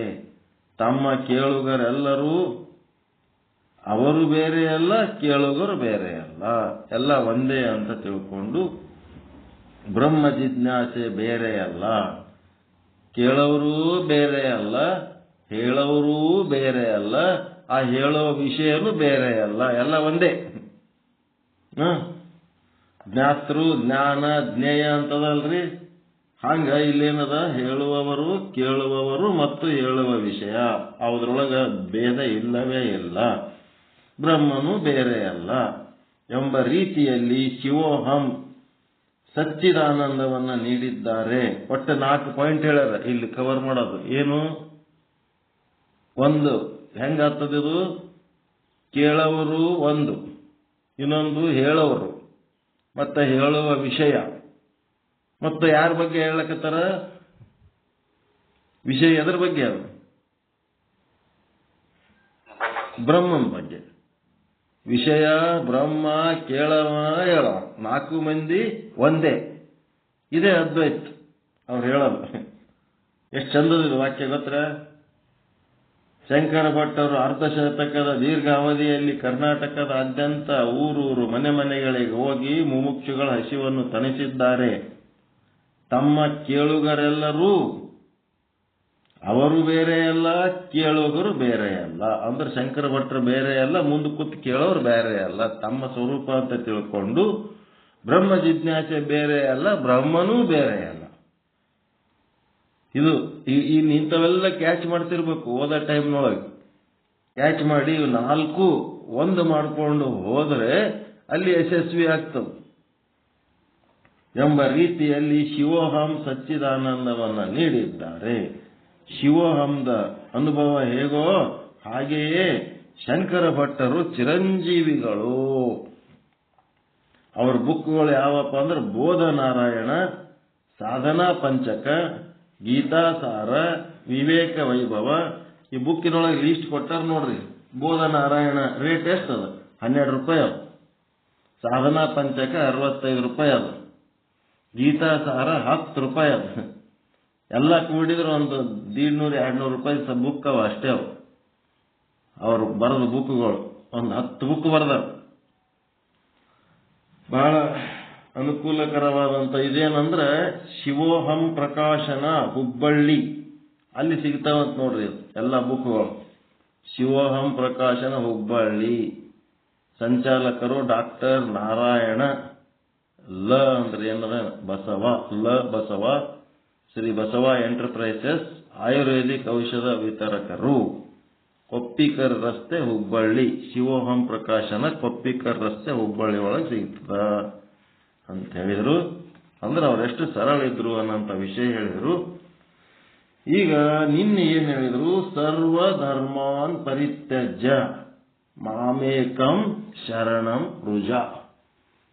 ಏನ್ ಹಿಂಗಂದ್ರ ಅಂತಂದ್ರೆ ಸರ್ವಧರ್ಮ, ನೀವು ಬೆಳಿಗ್ಗೆಯಿಂದ ಸಾಯಂಕಾಲದ ತನಕ ಧರ್ಮ ಅಂತಂದ್ರೆ ನಿಮ್ಮ ಶರೀರ ಪೋಷಣೆಗಾಗಿ ಮತ್ತು ನಿಮ್ಮ ಆಧ್ಯಾತ್ಮ ಸಾಧನೆಗಾಗಿ ನೀವು ಏನೇನು ಕ್ರಿಯೆಗಳು ಮಾಡ್ತಿರಲ್ಲ ಅವೆಲ್ಲ ಧರ್ಮಗಳೇ. ಸರ್ವಧರ್ಮ ಅಂತಂದ್ರೆ ಇದು ವೀರಶೈವ, ಲಿಂಗಾಯತ, ಹಿಂದೂ, ಮುಸ್ಲಿಂ, ಕ್ರಿಶ್ಚಿಯನ್ ಈ ಧರ್ಮ ಅಲ್ಲ. ಧರ್ಮ ಅಧರ್ಮ. ಒಳ್ಳೇದ್ ಮಾಡಿದ್ರೆ ಧರ್ಮ, ಕೆಟ್ಟದ್ ಮಾಡಿದ್ರೆ ಅಧರ್ಮ ಅಂತೀವೇ ಇಲ್ಲ. ಆ ಅರ್ಥದಾಗದ ಇದು. ಏನಂತಂದ್ರೆ ನಿನಗ ಏನ್ ಬೇಕು? ಮೋಕ್ಷ ಬೇಕು, ಪರಮಾನಂದ ಬೇಕು. ಆ ಪರಮಾನಂದ ಬೇಕು ಅಂತೇಳಿ ನೀನು ಏನೇನು ಪ್ರಯತ್ನ ಮಾಡ್ಲಿಕ್ಕತ್ತಿದಿ ಅದೆಲ್ಲ ಧರ್ಮ. ಅಧರ್ಮ ಮಾಡಿದ್ರೆ ಮೋಕ್ಷ ಸಿಗ್ತದೇನ್ರಿ? ಬಂಧನಕ್ಕೊಳಗಾಗ್ತೀವಿ. ಮೋಕ್ಷಕ್ಕೆ ಬೇಕು ಅಂತ ಹೇಳಿಕೆ ನಾವೆಲ್ಲ ಧರ್ಮಗಳು ಮಾಡ್ಲಿಕ್ಕತ್ತೀವಿ ಅಲ್ಲ. ಪೂಜೆ ಮಾಡ್ತೀವಿ, ತೀರ್ಥಕ್ಷೇತ್ರಕ್ಕೆ ಹೋಗ್ತೀವಿ, ಮತ್ತೇನೇನ್ ಮಾಡ್ತೀವಿ? ಜಗಲಿ ಮೇಲಿನ ದೇವ್ರ ಪೂಜೆ ಮಾಡ್ತೀವಿ, ಕೊಳ್ಳನ್ ಲಿಂಗ ಪೂಜೆ ಮಾಡ್ತೀವಿ, ಮತ್ತೆ ಭಜನಿ ಮಾಡ್ತೀವಿ, ಮತ್ತೇನ್ ಮಾಡ್ತೀವಿ? ಸತ್ಸಂಗ ಮಾಡ್ತೀವಿ, ಮತ್ತಿನ್ನೇನು ಮಾಡ್ತೀವಿ? ಎಲ್ಲ ಅದಾವಿಲ್ರಿ. ಇವೆಲ್ಲ ಮೋಕ್ಷ ಸಾಧನೆಗಾಗಿ ಮಾಡ್ಲಿಕ್ಕತ್ತೀವಿ. ಇಲ್ಲ ಗ್ರಂಥಗಳು ಇಟ್ಕೊಂಡು ಓದ್ಕೋತ್ ಕೂತೀವಿ. ಎಲ್ಲ ಧರ್ಮಗಳೇ ಇವು. ಧರ್ಮಗಳ ಅಧರ್ಮಗಳಿವು. ಮೋಕ್ಷ ಸಾಧನೆಗಾಗಿ ನೀನು ಏನೇನು ಪ್ರಯತ್ನಗಳು ಮಾಡ್ಲಕತ್ತಿದಿ ಅವು ಎಲ್ಲವನ್ನ ತ್ಯಾಗ ಮಾಡಂತ. ನಾವು ತ್ಯಾಗ ಮಾಡು ಅಂತಂದ್ರೇನು? ನೀ ಏನೇನು ಕಲ್ತಿದಿ ಇಲ್ಲಿ ತನಕ ಅವೆಲ್ಲ ಬಿಟ್ಬಿಡು. ಬಿಟ್ಟು ಸೀದಾ ಎಲ್ಲಿ ಬಾ? ಮಾಮೇಕಂ ಶರಣಂ ರುಜ. ಆತ್ಮಕ್ಕ ಅನುಸಂಧಾನ ಮಾಡುವುದಕ್ಕ ಸ್ಟಾರ್ಟ್ ಮಾಡಿಬಿಡು ನೀನಷ್ಟೇ. ಆತ್ಮದ ಲಕ್ಷಣ ತಿಳ್ಕೊಂಡು ಆ ಲಕ್ಷಣಗಳನ್ನು ಅನುಸಂಧಾನ ಮಾಡು. ಹೆಂಗ್ ಮಾಡೋದಿದು ಆತ್ಮದ ಅನುಸಂಧಾನ? ಆತ್ಮ ಹೆಂಗದನ? ಒಂದೊಂದೇ ಉದಾಹರಣೆ. ನಿರಾಕಾರ ಅದನ ಆತ್ಮ. ಆತ್ಮ ನಿರಾಕಾರ ಅದನ ಅಂತಂದ್ಮೇಲೆ ನಾವು ಏನೇನು ಆಕಾರಗಳು ತಾಳ್ಕೊಂಡಿವಿ ನೋಡ್ಕೋಬೇಕು. ನಮ್ಮ ಆಕಾರಗಳೆಲ್ಲ ತಿಳ್ಕೋಬೇಕು. ಏನೇನು ಆಕಾರ ಅದಾವ? 84 ಲಕ್ಷ ಜೀವರಾಶಿಗಳೊಳಗೆ ನಾವು ಒಂದದಿವಲ್ಲ. ಮನುಷ್ಯ ಅನ್ನೋ ಆಕಾರ ಅದ ಇಲ್ಲ ನಮಗೆ? ಮನುಷ್ಯ ಅಂತ ಆಕಾರ ಅದ, ಗಂಡ ಅಂತ ಆಕಾರ ಅದ, ಹೆಣ್ಣಂತ ಆಕಾರ ಅದ, ಶ್ರೀಮಂತ ಅಂತ ಆಕಾರ ಅದ, ಬಡವ ಅಂತ ಆಕಾರ ಅದ, ಅಧಿಕಾರಿ, ಜವಾನ, ಮತ್ತೇನೇನು ದೇಶ, ಭಾಷೆ, ವಯಸ್ಸು, ವಿದ್ಯೆ, ಹುದ್ದೆ ಎಲ್ಲ ಆಕಾರಗಳು ಅದಾವಿಲ್ರಿ. ಇವೆಲ್ಲ ನಮಗೆ. ಪರಮಾತ್ಮ ಈ ಯಾವುದರ ಆಕಾರಕ್ಕೆ ಸಂಬಂಧ ಅದನೇನು? ಬೆಕ್ಕದ ಆಕಾರ ಇದ್ರೂ ಒಳಗಿನ ಆತ್ಮಕ್ಕೆ ಏನಾರ ಆಕಾರ ಅದ ಏನು? ಶ್ರೀಮಂತನ ಒಳಗಿರುವ ಚೈತನ್ಯದ ಆಕಾರಕ್ಕೆ ಬಡವನ ಒಳಗಿರುವ ಚೈತನ್ಯದ ಆಕಾರಕ್ಕೆ ಏನಾರ ವ್ಯತ್ಯಾಸ ಅದ ಏನು? ಒಂದು 90 ವರ್ಷ 100 ವರ್ಷ ಮುದುಕನೊಳಗಿರುವ ಚೈತನ್ಯದ ಆತ್ಮದ ಆಕಾರಕ್ಕೆ ಇನ್ನ ಈಗ ಹುಟ್ಟಿದ ಕೂಸಿನ ಒಳಗಿರುವ ಚೈತನ್ಯದ ಆಕಾರಕ್ಕೆ ಏನಾರ ವ್ಯತ್ಯಾಸ ಅದ ಏನು? ಹಿಂಗೆಲ್ಲ ನೋಡ್ಬೇಕು ನಾವು. ನೋಡಿ ಈ ಆಕಾರಗಳನ್ನ ತ್ಯಾಗ ಮಾಡಬೇಕು. ಅನುಸಂಧಾನ ಮಾಡೋದಂದ್ರೆ ಅವುಗಳನ್ನ ಬಿಟ್ಟು ನಾವು ಕೇವಲ ಆತ್ಮಸ್ವರೂಪರಾಗಬೇಕು. ಕೇವಲ ಆತ್ಮಸ್ವರೂಪರಾಗಬೇಕು. ಅವುಗಳನ್ನ ಹಿಡ್ಕೊಂಡ್ರಿ ಅಂತಂದ್ರೆ ದುಃಖ, ಚಿಂತೆ, ಭಯ ಚಾಲು ಆಗ್ತದೆ. ಕೇವಲ ಆತ್ಮಸ್ವರೂಪರಾದ್ರೆ ಅಂತಂದ್ರೆ ಏನಾಗ್ತದೆ? ಆನಂದ ಆಗ್ತದೆ, ಪರಮಾನಂದ ಪ್ರಾಪ್ತಿ ಆಗ್ತದೆ ಅಷ್ಟೇ. ಮತ್ತೆ ಪರಮಾತ್ಮ ಹೆಂಗದನ? ನಿಶ್ಶಬ್ದದನ, ಸೌಂಡ್ ಮಾಡೋಣ. ಅದಕ್ಕೆ ನಾವೇನ್ ಮಾಡ್ಬೇಕು? ಶಿವನಂಗ ಆಗ್ಬೇಕಾದ್ರೆ ಏನಾಗ್ಬೇಕು ನಾವು? ಪರಮಾತ್ಮನಂಗ ಆಗ್ಬೇಕಾದ್ರೆ ನಾವೇನಾಗಬೇಕು? ಪರಮಾತ್ಮ ನಿಶ್ಶಬ್ದವನ, ಮತ್ ನಾವ್ ಹೆಂಗಾಗಬೇಕು?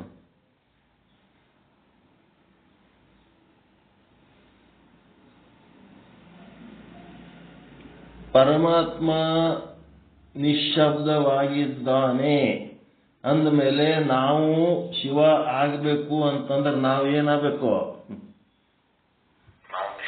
ನಾವು ನಿಶ್ಶಬ್ದ ಆಗಬೇಕು. ಅನುಸಂಧಾನ ಬಹಳ ಮುಖ್ಯ ಅದ. ಅನುಸಂಧಾನ ಅಂದ್ರೆ ಅವ ಹೆಂಗದನ ಹಂಗ ನಾವು ಆಗ್ಬೇಕು. ಅವ ಹೆಂಗದನ ಅಂತ ತಿಳ್ಕೊಂಡಿವಲ್ಲ, ತಿಳ್ಕೊಂಡಂಗ ನಾವು ಅವನಂಗ ಆಗ್ಬೇಕು ಅಷ್ಟೇ. ಎಷ್ಟು ಅದನ್ನ ಪರಮಾತ್ಮ ಎಷ್ಟು ಮಂದಿ ಅದರ? ಏಸದ ಚೈತನ್ಯ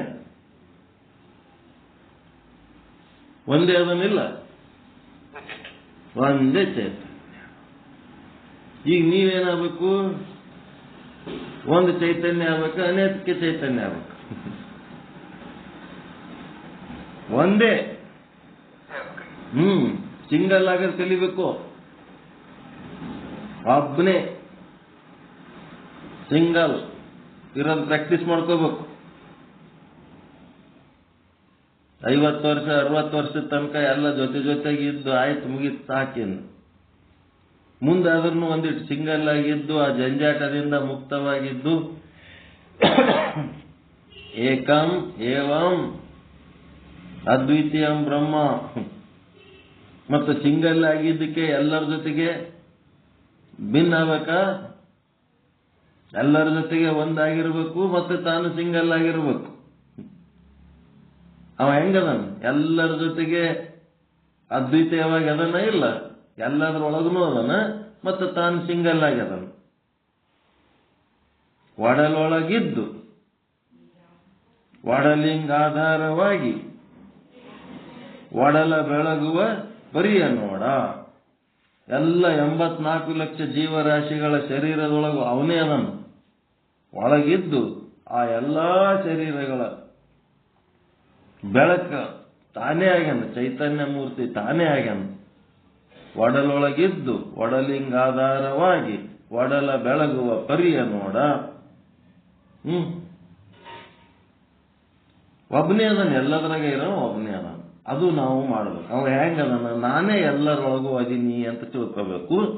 ತಿಳ್ಕೊಂಡ ಮೇಲೆ ಅಲ್ಲಿ ಏನು ಪ್ರತಿಯೊಬ್ಬರೊಳಗೆ ಏನು ಆಗು ಹೋಗುಗಳಾಗ್ತಾವಲ್ಲ, ಆ ಆಗು ಹೋಗುಗಳಿಗೆ ಅವನಿಗೇನಾದ್ರೆ ಸಂಬಂಧದ ಏನು?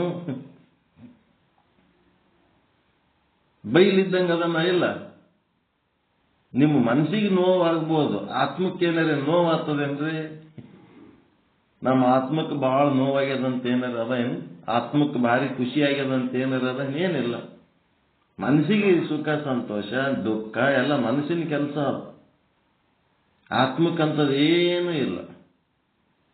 ಬೈಲಿದ್ದಂಗ ನಾನು ಹೆಂಗ ಸಿಕ್ಕಾಪಟ್ಟೆ ಬಿಸಿಲು 40-45 ಡಿಗ್ರಿ ಆದ ಅಂತಂದ್ರ ಬೈಲ್ ಅದೇನಾರ ಸುಟ್ಟು ಹೋಗ್ತದೇನು?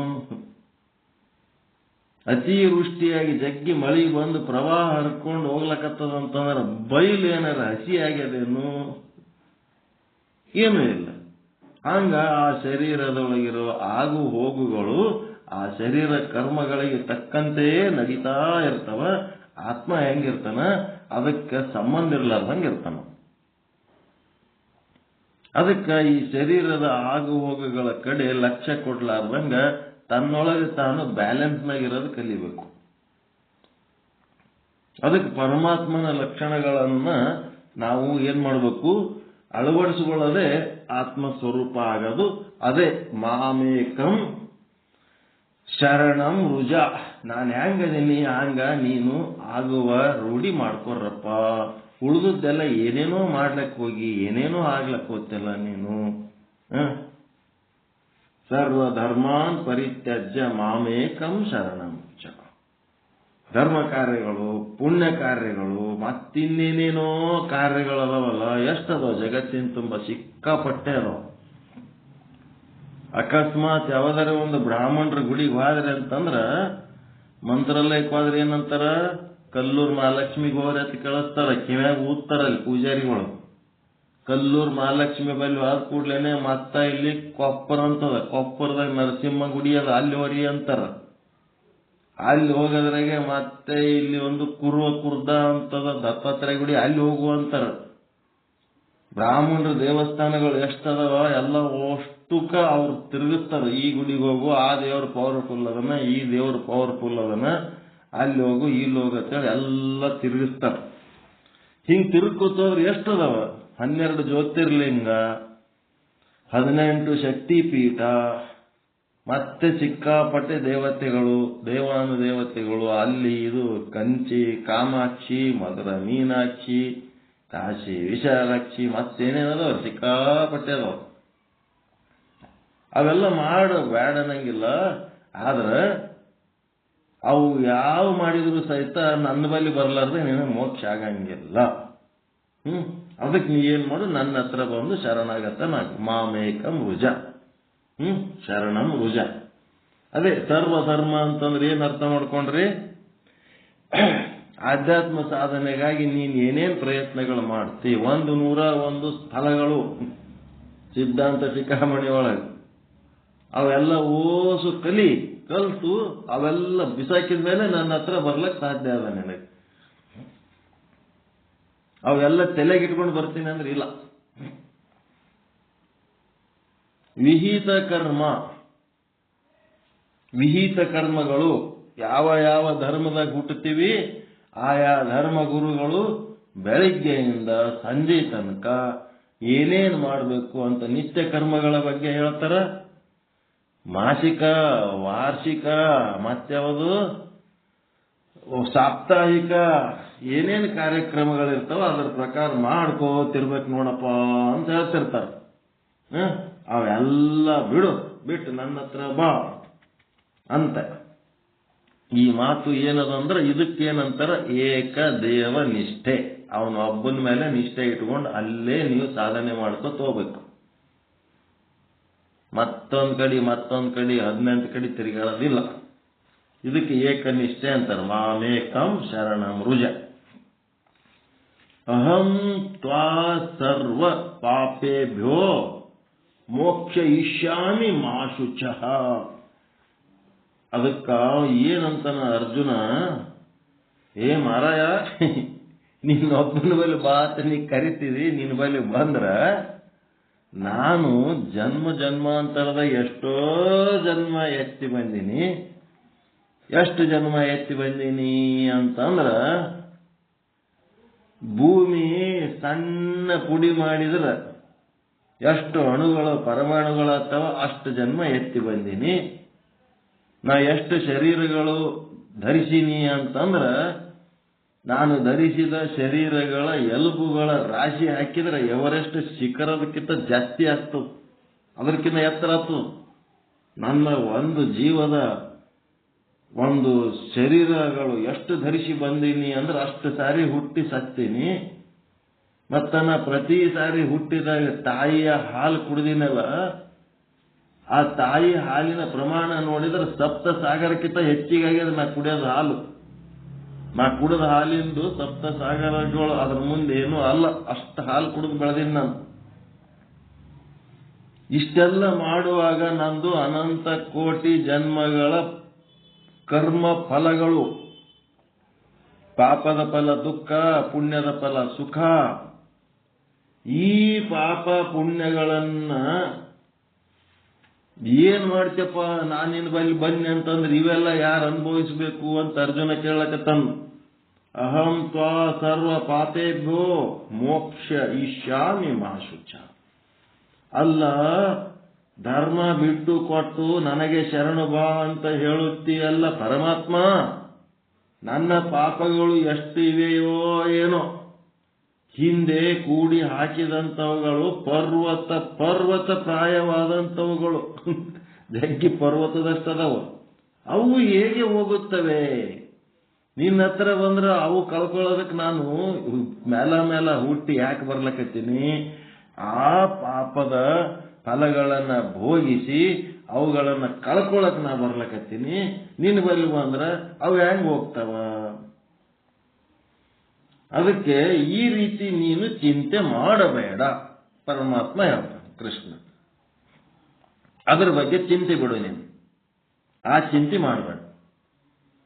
ನೀನು ನನ್ನ ಹತ್ರ ಬರೋ ಪ್ರೋಗ್ರಾಮ್ ಇದ್ದಿದ್ದಿಲ್ಲ ಅಂತಂದ್ರ ನಿನ್ ಪಾಪ ಕರ್ಮಗಳ ಚಿಂತೆ ನಿನಗೆ. ನನ್ನ ಹತ್ರ ಬರೋ ಪ್ರೋಗ್ರಾಮ್ ಇತ್ತಂದ್ರ ಆ ಕರ್ಮಗಳ ಚಿಂತೆ ಮಾಡಬೇಡ, ಅದ್ರ ಜಿಮ್ಮೆದಾರಿ ನನಗೆ ಬಿಟ್ಬಿಡು. ಅಹಂ ಎಂದರೆ ನಾನು ನಿನ್ನನ್ನು ಎಲ್ಲ ಪಾಪಗಳಿಂದ ಬಿಡುಗಡೆ ಮಾಡುತ್ತೇನೆ. ಅಹಂ ಅಂದ್ರೆ ಪರಮಾತ್ಮ ಹೇಳಕತ್ತಾನ, ನಾನು ನಿನ್ನನ್ನು ಎಲ್ಲ ಪಾಪಗಳಿಂದ ಬಿಡುಗಡೆ ಮಾಡುತ್ತೇನೆ. ಯಾರು ಹೇಳಕ್ ಸಾಧ್ಯ ಅದ? ಇದು ಪರಮಾತ್ಮ ಒಬ್ಬನೇ ಹೇಳಕ್ ಸಾಧ್ಯ ಅದ.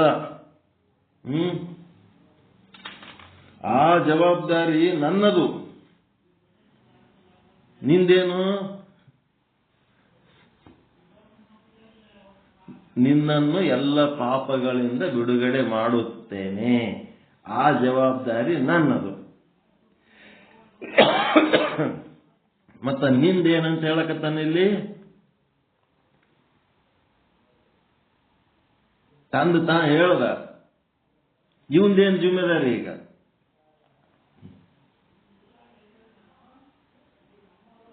ನನ್ನಲ್ಲಿ ಶರಣು ಬರುವುದಷ್ಟೇ ನಿನ್ನದು. ಎಂತ ಮಾತದ ನೋಡ್ರಿ ಇದು. ಆತ್ಮದೈವಕ್ಕ ಸರೆಂಡರ್ ಆಗುವುದು ಒಂದೇ ಒಂದು ನಿಂದು ಕರ್ತವ್ಯ. ಅದು ಬಿಟ್ರೆ ನಿನ್ನ ಕರ್ಮಗಳು ಎಷ್ಟದವ ಎಲ್ಲ ಸ್ವಚ್ಛ ಮಾಡಿಬಿಡ್ತೀನಿ. ಅದರ ಚಿಂತೆ ಬಿಡು. ಅವುಗಳಿಂದ ಬಿಡುಗಡೆ ಮಾಡುವ ಕೆಲಸ ನನ್ನದು. ನನ್ನ ಹತ್ರ ಏನ್ ಮಾಡ್ಬೇಕಿವ? ಸಾಧಕ ಏನ್ ಮಾಡ್ಬೇಕು? ಸಾಧಕ ಏನ್ ಮಾಡ್ಬೇಕ್ರಿ? ನೀವು ಗಪ್ಪು ಕೂತರ ನಾ ಏನ್ ಮಾಡ್ಲಿ? ಮಕ್ಕೊಂಡಿರ, ನಿದ್ದೆ ಹೆಚ್ಚವ, ಜೀವಂತ ಇದೀರ. ಏನದು? ಯಾವ silence? What is the meaning? What does it mean? ಗಪ್ಪು ಕೂತ್ರಿ ಏನದು? ಇಲ್ಲಿ ಅತ್ಯಂತ ಇಂಪಾರ್ಟೆಂಟ್ ಡಿಸ್ಕಷನ್ ಮಾಡ್ಲಕತ್ತಾರ ಅವರು. ನಿಂದು ಎಲ್ಲ ಧರ್ಮಗಳು ಅಂತಂದ್ರ ವಿಹಿತ ಕರ್ಮಗಳು ಏನೇನೋ ಅವೆಲ್ಲ ಬಿಟ್ಟು ನನ್ನ ಹತ್ರ ಬಂದು ಶರಣಾಗತ ಆಗಷ್ಟೇ. ಆದರೆ ನಾನೇನ್ ಮಾಡ್ತೀನಿ, ನಿನ್ನ ಎಲ್ಲ ಪಾಪ ಕರ್ಮಗಳಿಂದ ನಿನ್ನನ್ನು ಬಿಡುಗಡೆ ಮಾಡ್ತೀನಿ. ಆ ಜವಾಬ್ದಾರಿ ನನ್ನದು. ಮತ್ತು ನನ್ನದು ಈ ಜವಾಬ್ದಾರಿ ಇದ್ಮೇಲೆ ಇವಂದೇನದ ಜವಾಬ್ದಾರಿ? ಶರಣು ಹೋಗೋದು. ಆ ಆತ್ಮ ದೈವಕ್ಕ ಶರಣು ಹೋಗುವುದು ಮಾತ್ರ ಇವನ ಜವಾಬ್ದಾರಿ.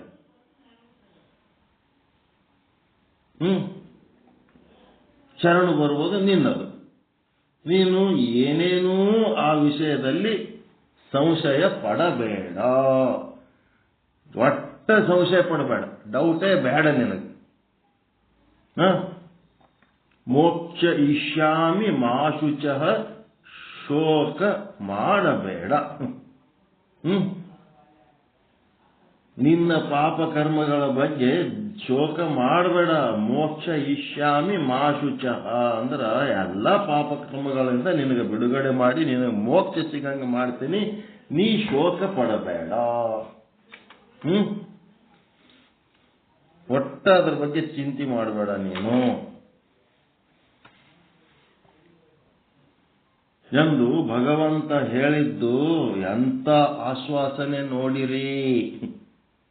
ದುಃಖನೇ ಪಡಬೇಡಪ್ಪ. ದುಃಖ ಪಡೋದು ಬಿಟ್ಬಿಡು. ನೀನು ಎದಕ್ಕೆ ದುಃಖ ಪಡ್ತಿ? ನನ್ನ ಹತ್ರ ಶರಣಾಗತನಾಗಿ ಆರಾಮಿರು ಅಂತ ಹೇಳ್ತೀನಿ. ನೀ ನೋಡಿದ್ರೆ ನನ್ಲಿಂದ ದೂರ ಹೋಗಿ ಹೋಗಿ ದುಃಖ ಪಡ್ತೀನಿ. ನಾ ಏನ್ ಮಾಡ್ಲಪ್ಪ?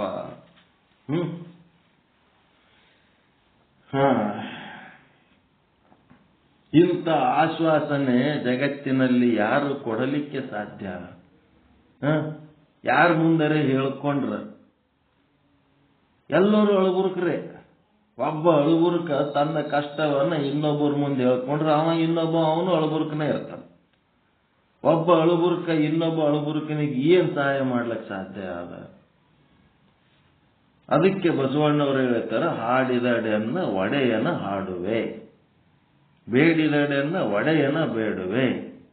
ಒಡೆಯನಿಗೆ ಎನ್ನ ಒಡಲ ತೋರಿಸಿ ಬಡತನವ ಭಿನ್ನಯಿಸುವೆ.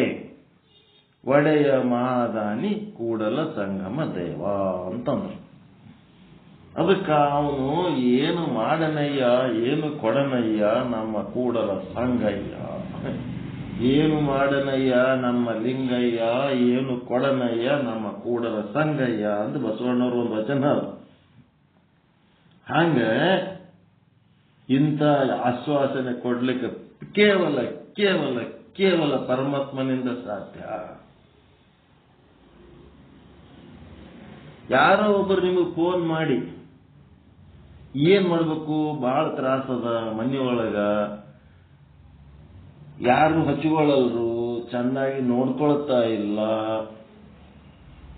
ಊಟದ ಸಮಸ್ಯೆ, ಔಷಧಿ ಸಮಸ್ಯೆ, ವಾಸ್ತವ್ಯದ ಸಮಸ್ಯೆ, ಹೀಗೆಲ್ಲ ಕಷ್ಟ ಹೇಳ್ಕೊಂಡು ನಿಮ್ಗೆ ಯಾರೇ ಫೋನ್ ಮಾಡಿದ್ರಂತಂದ್ರೆ ಏನ್ ಮಾಡ್ಬೇಕು ನೀವು? ಅವರಿಗೆ ಏನಾರ ನಿಮ್ ಮುಂದೆ ಯಾರ ಕಷ್ಟ ಹೇಳ್ಕೊಂಡ್ರು ಅಂದ್ರೆ ಏನ್ ಮಾಡ್ಬೇಕು?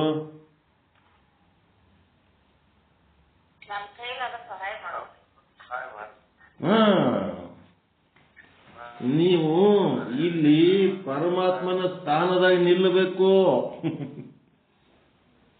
ಪರಮಾತ್ಮನ ಸ್ಥಾನದಾಗ ನಿಂತು ಮಾಮೇಕಂ ಶರಣಂ ರುಜಾ, ನಿನ್ನ ಕಷ್ಟಗಳನ್ನೆಲ್ಲ ದೂರ ಮಾಡಿ ನಾನು ನಿನಗೆ ಸಂತೋಷವನ್ನು ಕೊಡುತ್ತೇನೆ, ಆನಂದವನ್ನು ಕೊಡುತ್ತೇನೆ, ನನ್ನ ಹತ್ರ ಬಂದುಬಿಡು.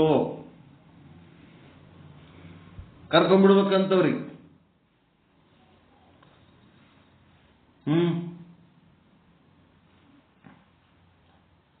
ಅದಕ್ಕೆ ಎಂತ ಆಶ್ವಾಸನೆ, ನಮ್ಮ ಶುದ್ಧ ಬ್ರಹ್ಮಪೀಠದ ಮಹರ್ಷಿಗಳ ಸಾಮರ್ಥ್ಯ ಹೆಂಗಿರ್ಬೇಕಂದ್ರ ಈ ಮಟ್ಟದಲ್ಲಿರ್ಬೇಕು. ಶಿವೋಹಂ ಶಿವೋಹಂ ಅಂತ ಬಾಯಿಲೆ ಅನ್ನೋದು, ಅಹಂ ಬ್ರಹ್ಮಾಸ್ಮಿ ಅಂತ ಬಾಯಿಲೆ ಅನ್ನೋದು, ಯಾರದರೆ ಒಂದು ಸಮಸ್ಯೆ ಎದುರಾದಾಗ ನಾವೇನ್ ಮಾಡಮ್ಮಪ್ಪ, ನಮ್ಮ ಕೈಲಿ ಕೀಟ ಆತದ ನೋಡಂತ ಹೇಳಕ್ಕೆ ಅಂದ್ರೆ ಬ್ರಹ್ಮ ಆಗಬೇಕು, ದೊಡ್ಡವರಾಗಬೇಕು, ಸಾಮರ್ಥ್ಯ ಹೆಚ್ಚಿಸ್ಕೋಬೇಕು. ಕಷ್ಟದಾಗಿದ್ದವ್ರಿಗೆ ನಿಮ್ಮ ಮನೆಗೆ ಇಟ್ಕೊಂಡು ಮಾಡ್ಬೇಕಂತಿಲ್ಲ. ಅಂಥವ್ರ ಸಲುವಾಗಿ ಮತ್ತೆ ಎಲ್ಲೆಲ್ಲಿ ವ್ಯವಸ್ಥೆಗಳದವ ನೋಡಿ ಆ ವ್ಯವಸ್ಥೆಗೆ ಒಯ್ದು ಅವ್ರಿಗೆ ಸೇರಿಸ್ಬೇಕು. ಆಶ್ರಮ, ಗುಡಿ, ಮಠ ಎಲ್ಲೆಲ್ಲೋ ಅವ್ರ ಅವಶ್ಯಕತೆಗಳಿರ್ತಾವ. ಇವ್ರಿಗೆ ಸೇವೆ ಮಾಡುವಂತ ಸಾಮರ್ಥ್ಯ ಇತ್ತಂತಂದ್ರೆ ಎಲ್ಲರೂ ಕರ್ಕೊಂಡೋಗಿ ಸೇವೆ ಮಾಡ್ಲಿಕ್ಕೆ ಹಚ್ಬೇಕು. ಇವ್ರಲಿಂತ ಅವ್ರಿಗೆ ಉಪಯೋಗ, ಅವ್ರಲಿಂತ ಇವ್ರಿಗೆ ಉಪಯೋಗ. ಮನೆಯೊಳಗೆ ಸಾಧ್ಯ ಇದ್ದಾರೆ, ಮನೆಯೊಳಗೆ ವ್ಯವಸ್ಥೆ ಮಾಡ್ಕೊಳಕ್ ಸಾಧ್ಯ ಇದೆ, ಅದನ್ನು ಮಾಡ್ಬೇಕು. ಏನ್ ಮಾಡ್ಲಿಕ್ಕೆ ಸಾಧ್ಯ ಅದ? ಎಲ್ಲದಕ್ಕೂ ನಾವು ಸಿದ್ಧರಾಗಿರಬೇಕು. ಇಂಥ ಆಶ್ವಾಸನೆ ಯಾವನು ತಾನೇ ಕೊಡಬಲ್ಲ. ಆದ್ದರಿಂದ ಈ ವಿಚಾರ ಮಾರ್ಗದಲ್ಲಿ, ವಿಚಾರ ಮಾರ್ಗ ಅಂದ್ರೆ ಜ್ಞಾನ ಮಾರ್ಗದಲ್ಲಿ ಮತ್ತೆ ಭಕ್ತಿ ಮಾರ್ಗದಲ್ಲಿ, ಯಾವುದೇ ಮಾರ್ಗದಲ್ಲಿ ಆಗಲಿ ಏಕನಿಷ್ಠೆ ಎಂಬುವುದು ಇದೆಯಲ್ಲ, ಅದು ಬಹಳ ಮಹತ್ವ. ಏಕನಿಷ್ಠೆ ಅಂತಂದ್ರ ಪರಮಾತ್ಮನಿಗೆ ಶರಣಾಗತನಾಗದು. ಅವ ಜ್ಞಾನ ಮಾರ್ಗ ಯಾಕಿರ್ಲಕ್ಕ, ಉಪಾಸಕನ ಯಾಕಿರ್ಲಕ್ಕ, ಕರ್ಮ ಮಾರ್ಗ ಯಾಕಿರ್ಲಕ್ಕ, ಎದರಾಗ ಯಾಕಿರ್ಲಕ್ಕ, ವಿಚಾರ ಮಾರ್ಗ ಯಾಕಿರ್ಲಕ್ಕ, ಅವ ಒಬ್ಬನೇ ಒಬ್ಬ ಪರಮಾತ್ಮ, ಅವನೇ ಮಹಾದಾನಿ. ಆ ಮಹಾದಾನಿಯ ಸ್ಥಾನ ಮಾನಗಳನ್ನ ತುಂಬುವಂತ ದೊಡ್ಡ ಜೀವರುಗಳು ಅದರಲ್ಲ, ಬ್ರಹ್ಮರ್ಷಿಗಳು. ಜೀವರ ರೂಪದಲ್ಲಿ ಇರ್ಬೋದು, ದೇವರ ರೂಪದಲ್ಲಿ ಇರ್ಬೋದು. ಹೀಗಾಗಿ ಯಾಕೆಂದರೆ ವ್ಯಷ್ಟಿ ಸಮಷ್ಟಿ ಎರಡು ರೀತಿ ಇರ್ತದೆ ಕೆಪಾಸಿಟಿ. ಯಾಕೆಂದರೆ ಅದು ಇಲ್ಲದೆ ಹೋಯಿತೆಂದರೆ, ಏಕನಿಷ್ಠೆ ಅನ್ನೋದು ಹೋಯಿತು ಅಂತಂದ್ರೆ ಒಂದು ದಿನ ಒಂದು ಮಾಡಿದೆ, ಇನ್ನೊಂದು ದಿನ ಇನ್ನೊಂದು ಮಾಡಿದೆ. ಅಲ್ಲಿ ಮೂಲ ಪರಮಾತ್ಮನ ಬಗ್ಗೆ ಪ್ರಜ್ಞೆನೇ ಇಲ್ಲ ಅಂತಂದ್ಮೇಲೆ ಏನಾಗ್ಬಿಡ್ತದೆ, ಅದು ಅರ್ಥನೇ ಇಲ್ದಂಗಾಗಿ ಇವತ್ತೊಂದು ನಾಳೆ ಒಂದು ಮರುದಿನ ಮತ್ತೊಂದು, ಅದು ಬೇಡ ಎನಿಸಿ ಅದರಲ್ಲಿ ಏನದ ಇದರಲ್ಲಿ ತಿರುಗದು, ಇದರಲ್ಲಿ ಏನತ್ತ ಅದರಲ್ಲಿ ತಿರುಗದು, ಬರೀ ಹಿಂಗೆ ಮಾಡ್ಕೊತ ಕುಂದ್ರದು. ಹೀಗೆ ದಿನ ಒಂದೊಂದು ಬದಲು ಬದಲು ಮಾಡುತ್ತಾ ಹೋದರೆ ಯಾವ ಪ್ರಯೋಜನ ದೊರೆತಿತ್ತು? ಏನು ಉಪಯೋಗ ಆಗ್ತದೆ? ಅದು ಹೇಗೆ ಆಗುತ್ತದೆಂಬುದನ್ನ ಇನ್ನು ಮುಂದೆ ಹೇಳುತ್ತೇನೆ 3ನೇ ಅಧ್ಯಾಯದಲ್ಲಿ. ಅದು ಹೆಂಗಾಗ್ತದಪ್ಪ? ನಾವು ಏಕನಿಷ್ಠೆ ಅನ್ನೋದು ಬಹಳ ಮುಖ್ಯ ಅದ.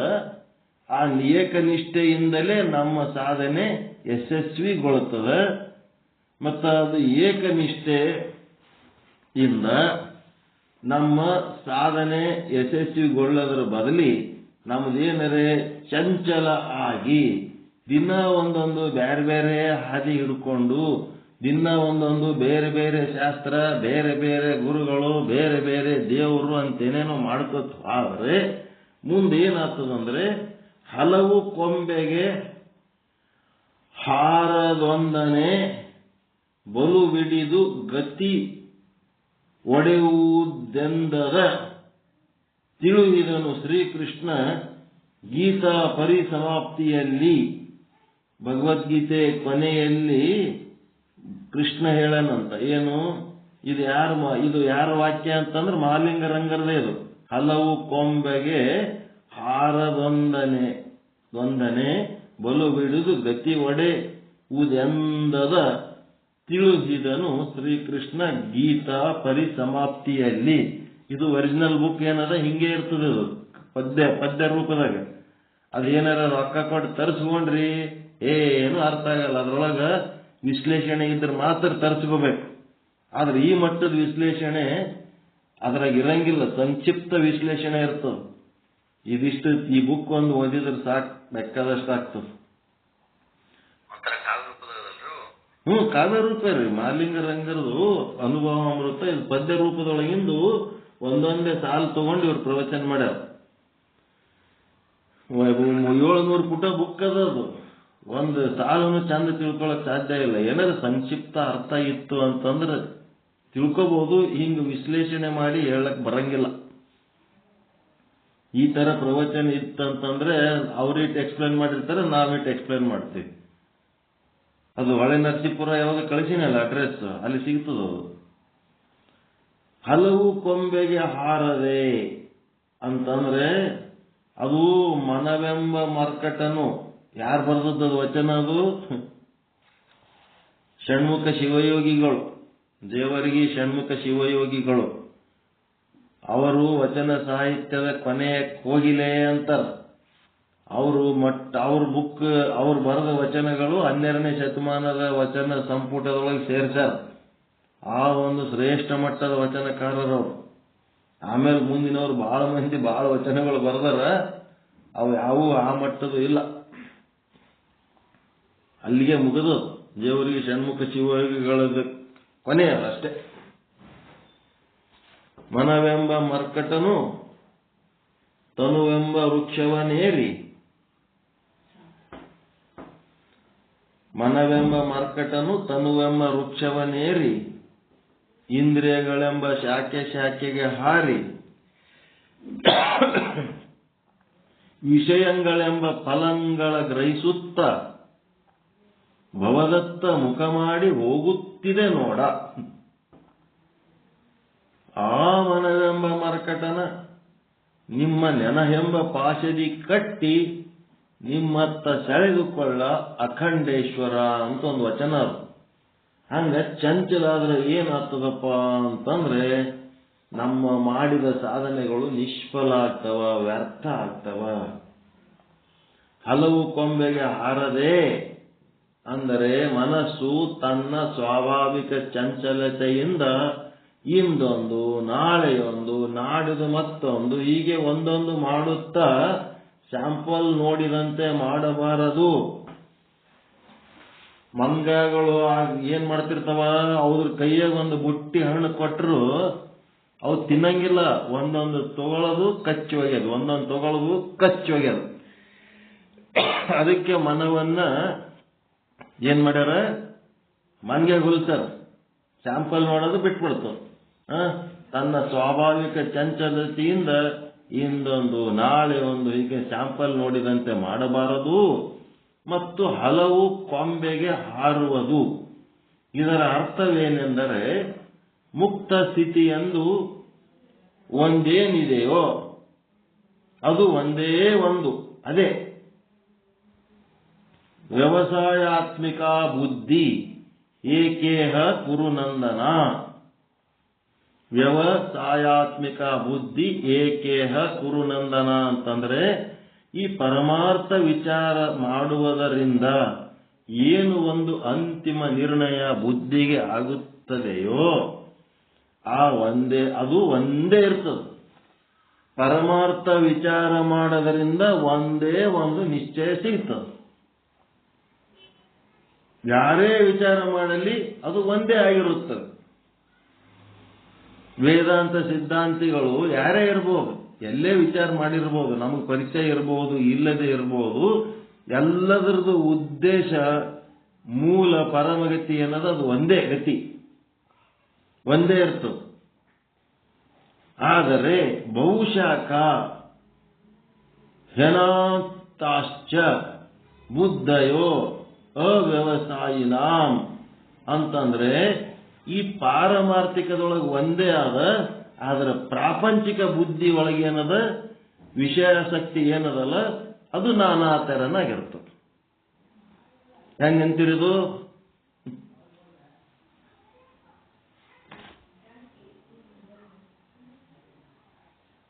ಪರಮಾತ್ಮಂದು ಒಂದೇ,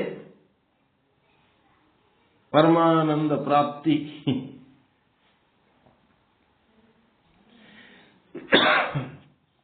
ವಿಷಯದೊಳಗೆ ಅನೇಕ, ಪ್ರಪಂಚದೊಳಗೆ ಅನೇಕ, ಪ್ರಾಪಂಚಿಕ ವಿಷಯಗಳು ಅನೇಕ. ಒಂದು ಬಟ್ಟಿ ತೋಳಕ್ಕಾದ್ರೆ ಅಂದ್ರೆ ಎಷ್ಟು ತರ ಬಟ್ಟಿಗಳು ನೋಡ್ತೀರಿ, ನೋಡಿರ?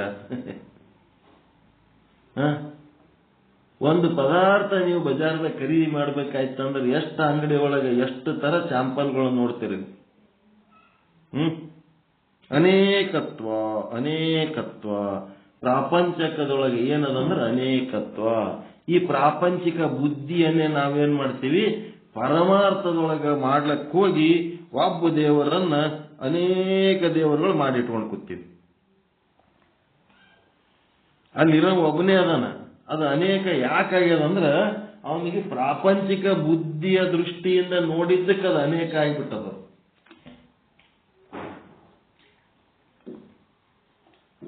ಪರಮಾರ್ಥ ಏಕ್, ಪ್ರಾಪಂಚಿಕ ಅನೇಕ್.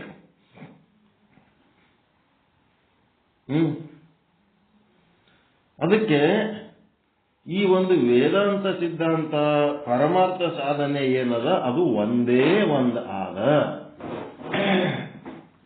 ಆದರೆ ಪ್ರಾಪಂಚಿಕ ಬುದ್ಧಿ ಏನದಲ್ಲ, ವಿಷಯಾಸಕ್ತಿ, ಈ ಬುದ್ಧಿ ಏನದಲ್ಲ ಇದು ನಾನಾ ತೆರನಾಗಿ ಆಗುತ್ತದೆ. ಸ್ವರೂಪ ಜ್ಞಾನವೆಂಬುದು ಒಂದೇ ಒಂದು ಇರುತ್ತದೆ. ಎಷ್ಟು ಚಂದ ಹೇಳ್ತಾನೆ ನೋಡ್ರಿ. ಸ್ವರೂಪ ಜ್ಞಾನ, ಆತ್ಮಸ್ವರೂಪ ಒಂದೇ ಅದ. ನೀವು ದೇಹದ ಸ್ವರೂಪಕ್ಕೆ ಬಂದ್ರಿ ಅಂದ್ರ ಏಸಾಗ್ಯಾವ? ಸ್ಥೂಲ ಶರೀರ, ಸೂಕ್ಷ್ಮ ಶರೀರ, ಕಾರಣ ಶರೀರ, ಅನ್ನಮಯ ಕೋಶ, ಪ್ರಾಣಮಯ ಕೋಶ, ಮನೋಮಯ ಕೋಶ, ಮತ್ತೆ ಅದು ವಿಜ್ಞಾನಮಯ ಕೋಶ, ಆನಂದಮಯ ಕೋಶ, ಮತ್ತೆ ಶರೀರದ ಅವಸ್ಥೆಗಳು ಜಾಗ್ರ, ಸ್ವಪ್ನ, ಸುಷುಪ್ತಿ ಥರ ಮಾಡ್ಯಾರ. ಏನು ಆತ್ಮದಾಗ ಏನಾರ ಹಿಂಗ್ ಡಿವೈಡ್ ಮಾಡ್ಯಾರೇನು? ಚೈತನ್ಯದಾಗ ಏನಾರ ಹಿಂಗ ಹೇಳ್ಯಾರನ್ರಿ? ಪಂಚಕೋಶಗಳು ಹಿಂಗ ಏನಾರ? ಚೈತನ್ಯ ಒಂದು ಬ್ರಹ್ಮಾಂಡದಾಗದ, ಒಂದು ಪಿಂಡಾಂಡದಾಗದ. ಆ ಬ್ರಹ್ಮಾಂಡ ಪಿಂಡಾಂಡದೊಳಗಿರುವ ಚೈತನ್ಯ ಬೇರೆ ಅಲ್ಲವೇ ಅಲ್ಲ, ಒಂದೇ. ಡ್ರಮ್ನ ನೀರ, ಚಂಬುದ ನೀರು, ಗಾಗರ್ ಕ ಪಾನಿ, ಸಾಗರ್ ಕ ಪಾನಿ. ಸಮುದ್ರದೊಳಗೆ ಒಂದು ಕೊಡ ಮುಳುಗಿಸಿಟ್ಟಾರ, ಕೊಡದೊಳಗೂ ನೀರು ತುಂಬ್ಯದ, ಸಮುದ್ರದಾಗೂ ನೀರು ತುಂಬ್ಯದ. ಸಮುದ್ರದೊಳಗಿರೋ ಸಾಗರದ ನೀರು, ಆ ಕೊಡದೊಳಗಿರುವ ಗಾಗರ್ ಅಂದ್ರೆ ಕೊಡದ ನೀರು ಬೇರೆ ಅದೇನು? ಒಂದೇ ಅದು. ಹಿಂಗಾಗಿ ಆತ್ಮ ಹೆಂಗದ? ಸಾಗರ್ ಕ ಪಾನಿ, ಗಾಗರ್ ಕ ಪಾನಿ ಇದ್ದಂಗದ. ಆದ್ರೆ ಶರೀರದ ವಿಷಯ ಬಂದೊತ್ನಾಗ, ಪ್ರಾಪಂಚಿಕ ವಿಷಯ ಬಂದಾಗ, ಪಂಚಭೂತಗಳಿಂದ ಆದ ಪದಾರ್ಥಗಳ ವಿಷಯ ಬಂದಾಗ ಎಷ್ಟು ತರ ಚೇಂಜಸ್. ಒಬ್ಬನಿಗೆ ಸುಮ್ಸಾದ ಒಂದು ಟಿಫಿನ್ ಇಡ್ಲಿ ವಡ ತಿನ್ಬೇಕು ಅಂತ ಇಚ್ಛೆ ಇತ್ತು ಅಂತಂದ್ರ ಊರ್ ತುಂಬಾ ಇಡ್ಲಿ ವಡ ತಿಂತಾನ. ದೋಸೆ ತಿನ್ನ ಊರ್ ತುಂಬಾ ದೋಸೆ ತಿಂತಾನ. ಎಲ್ಲಾ ಕಡೆ ತಿಂದು ಯಾವ ಹೋಟೆಲ್ನಾಗ ಎಂತ ದೋಸೆ, ಏನ್ ರೇಟ್, ಎಷ್ಟು ವೆರೈಟಿ, ಅದು ಎಷ್ಟು ಟೇಸ್ಟ್ ಮಾಡ್ತಾನ, ಎಷ್ಟು ಪ್ರಾಪಂಚಿಕ ಬುದ್ಧಿ ಖರ್ಚು ಮಾಡ್ತಾನ ಅದ್ರೊಳಗ, ಎಷ್ಟು ಶ್ರಮ ಅದ ಅದ್ರೊಳಗ. ಒಂದು ದೇವ್ರು ಅಂದ್ರೆ ಎಷ್ಟು ದೇವರುಗಳಿಗೆ ದರ್ಶನ ಮಾಡ್ಕೊಳಕ್ ಹೋಗ್ತಾನ. ಅನೇಕ ದೇವರುಗಳ ದರ್ಶನ, ಅನೇಕ ಗುರುಗಳ ಬಳಿ ಹೋಗಿ ನಾವು ಸಾಧನೆ ಮಾಡೋದು ಅದು ಪ್ರಾಪಂಚಿಕ ಬುದ್ಧಿ. ಒಂದೇ ಒಂದು ಗುರು, ಒಂದೇ ಒಂದು ಶಾಸ್ತ್ರ, ಒಂದೇ ಒಂದು ದೈವ, ಒಂದೇ ಒಂದು ಚಿಂತನ ನಾವು ಮಾಡಿದೆವಂತಂದ್ರೆ ಅದೇನು ಪಾರಮಾರ್ಥಿಕ ಬುದ್ಧಿ. ಏಕನಿಷ್ಠೆ, ಚಂಚಲತೆ ಇರಬಾರದು ಅಂತ ಹೇಳ್ತಾರೆ. ಎಲ್ಲಿ ಪ್ರಾಪಂಚಿಕ ಬುದ್ಧಿ, ವಿಷಯಾಸಕ್ತಿಯ ಬುದ್ಧಿ ಇರುತ್ತದೆಯೋ ಅದು ನಾನಾ ತೆರನಾಗಿ ಆಗುತ್ತದೆ. ಸ್ವರೂಪ ಜ್ಞಾನವೆಂಬುದು ಒಂದೇ ಇರುತ್ತದೆ. ವಿಷಯಗಳ ಜ್ಞಾನ ಮತ್ತೊಂದು ಮಗದೊಂದು, ಅದರ ಫಲಗಳು ಕೂಡ ಬೇರೆ ಬೇರೆ ಇರ್ತವೆ. ಆದ್ದರಿಂದ ಏಕನಿಷ್ಠೆಯಿಂದ ನೀನು ಶರಣು ಬಾ, ಏಕನಿಷ್ಠೆಯಿಂದ ನೀನು ಶರಣು ಬಾ ಎಂದು ಭಗವಂತ ಅನ್ನುತ್ತಾನೆ. ಆದ್ದರಿಂದ ಸಾಧಕರು ಏನ್ ಮಾಡಬೇಕು? ವಿಶೇಷವಾಗಿ ಯಾವುದು ಯುಕ್ತಿಗೆ, ಶ್ರುತಿಗೆ, ಅನುಭವಕ್ಕೆ ಮೂರಕ್ಕೂ ಹೊಂದಾಣಿಕೆ ಆಗುತ್ತದೆ ಎನಿಸುತ್ತದೆಯೋ, ಅಂದರೆ ಶಾಸ್ತ್ರವು ಹಾಗೆ ಹೇಳಬೇಕು. ಯುಕ್ತಿಯಿಂದ ನೋಡಿದರೂ ಅದು ಹಾಗೆಯೇ ಉತ್ತರ ಬರಬೇಕು. ಗುರುಬೋಧ ಹಾಗೆ ಇರಬೇಕು. ಅದು ತನಗೂ ಅನುಭವಕ್ಕೆ ಅಂತ ಶಾಸ್ತ್ರದಲ್ಲಿ ಇದ್ದಂತೆ ಬಂದಿತ್ತಾದರೆ ಕೆಲಸ ಮುಗಿದಂತೆ. ಇವು ಒಂದಕ್ಕೊಂದು ತಾಳಮೇಳ ಇಲ್ಲದಕ್ಕೆ ಸಮಸ್ಯೆ. ನಮಗ ಯಾವ ವೇದಗಳಿಂದ ನಮಗ ಮೋಕ್ಷ ಆಗದದ ಆ ವೇದ ನಮಗೆ ಸಿಗಲಾರದ್ದು ಒಂದು ಸಮಸ್ಯೆ. ಅದನ್ನ ಚಂದ ತಿಳಿಸಿ ಹೇಳಂತ ಗುರು ಆ ವೇದ ಸಿಕ್ಕರು ಅದು ತಿಳಿಸಿ ಹೇಳಂತ ಗುರು ಇಲ್ಲದಕ್ಕೆ ಗುರುವಿನ ಒಂದು ಸಮಸ್ಯೆ. ಅದಕ್ಕೆ ಇಲ್ಲಿ ಏನೇನು ಹೇಳಿದ್ರು? ನಾನು ಪ್ರಯತ್ನ ಮಾಡಿದರೆ ಆ ಗುರು ಹೇಳಿದ್ದು ಏನ್ ಹೇಳ್ತಾನ ಅದನ್ನ ಮಾಡ್ಲಕ್ ಬರ್ಬೇಕು. ಮಾಡ್ಲಕ್ ಬರ್ಲಾರ್ದಂಥದ್ದು ಹೇಳಿದ್ರ ಅಥವಾ ಅವ ಹೇಳಿದ್ದೀವನಿಗೆ ಮಾಡ್ಲಕ್ ಆಗ್ಲಿಲ್ಲ ಅಂತಂದ್ರ ಹೋಯ್ತು ಕೆಲಸ. ಅದಕ್ಕೆ ಹೆಂಗ ಹೇಳ್ತಾನ? ಮೂರಕ್ಕೂ ಹೊಂದಿಕೆ ಆಗ್ಬೇಕು. ಏನಂದರೆ ಸಾಧಕರು ವಿಶೇಷವಾಗಿ ಯುಕ್ತಿಗೆ, ಶ್ರುತಿಗೆ, ಮತ್ತೆ ಅಲ್ಲಿ ಜ್ಞಾನ ಅಂತಂದ್ರೆ ವೇದ, ಶ್ರುತಿ ಒಂದು.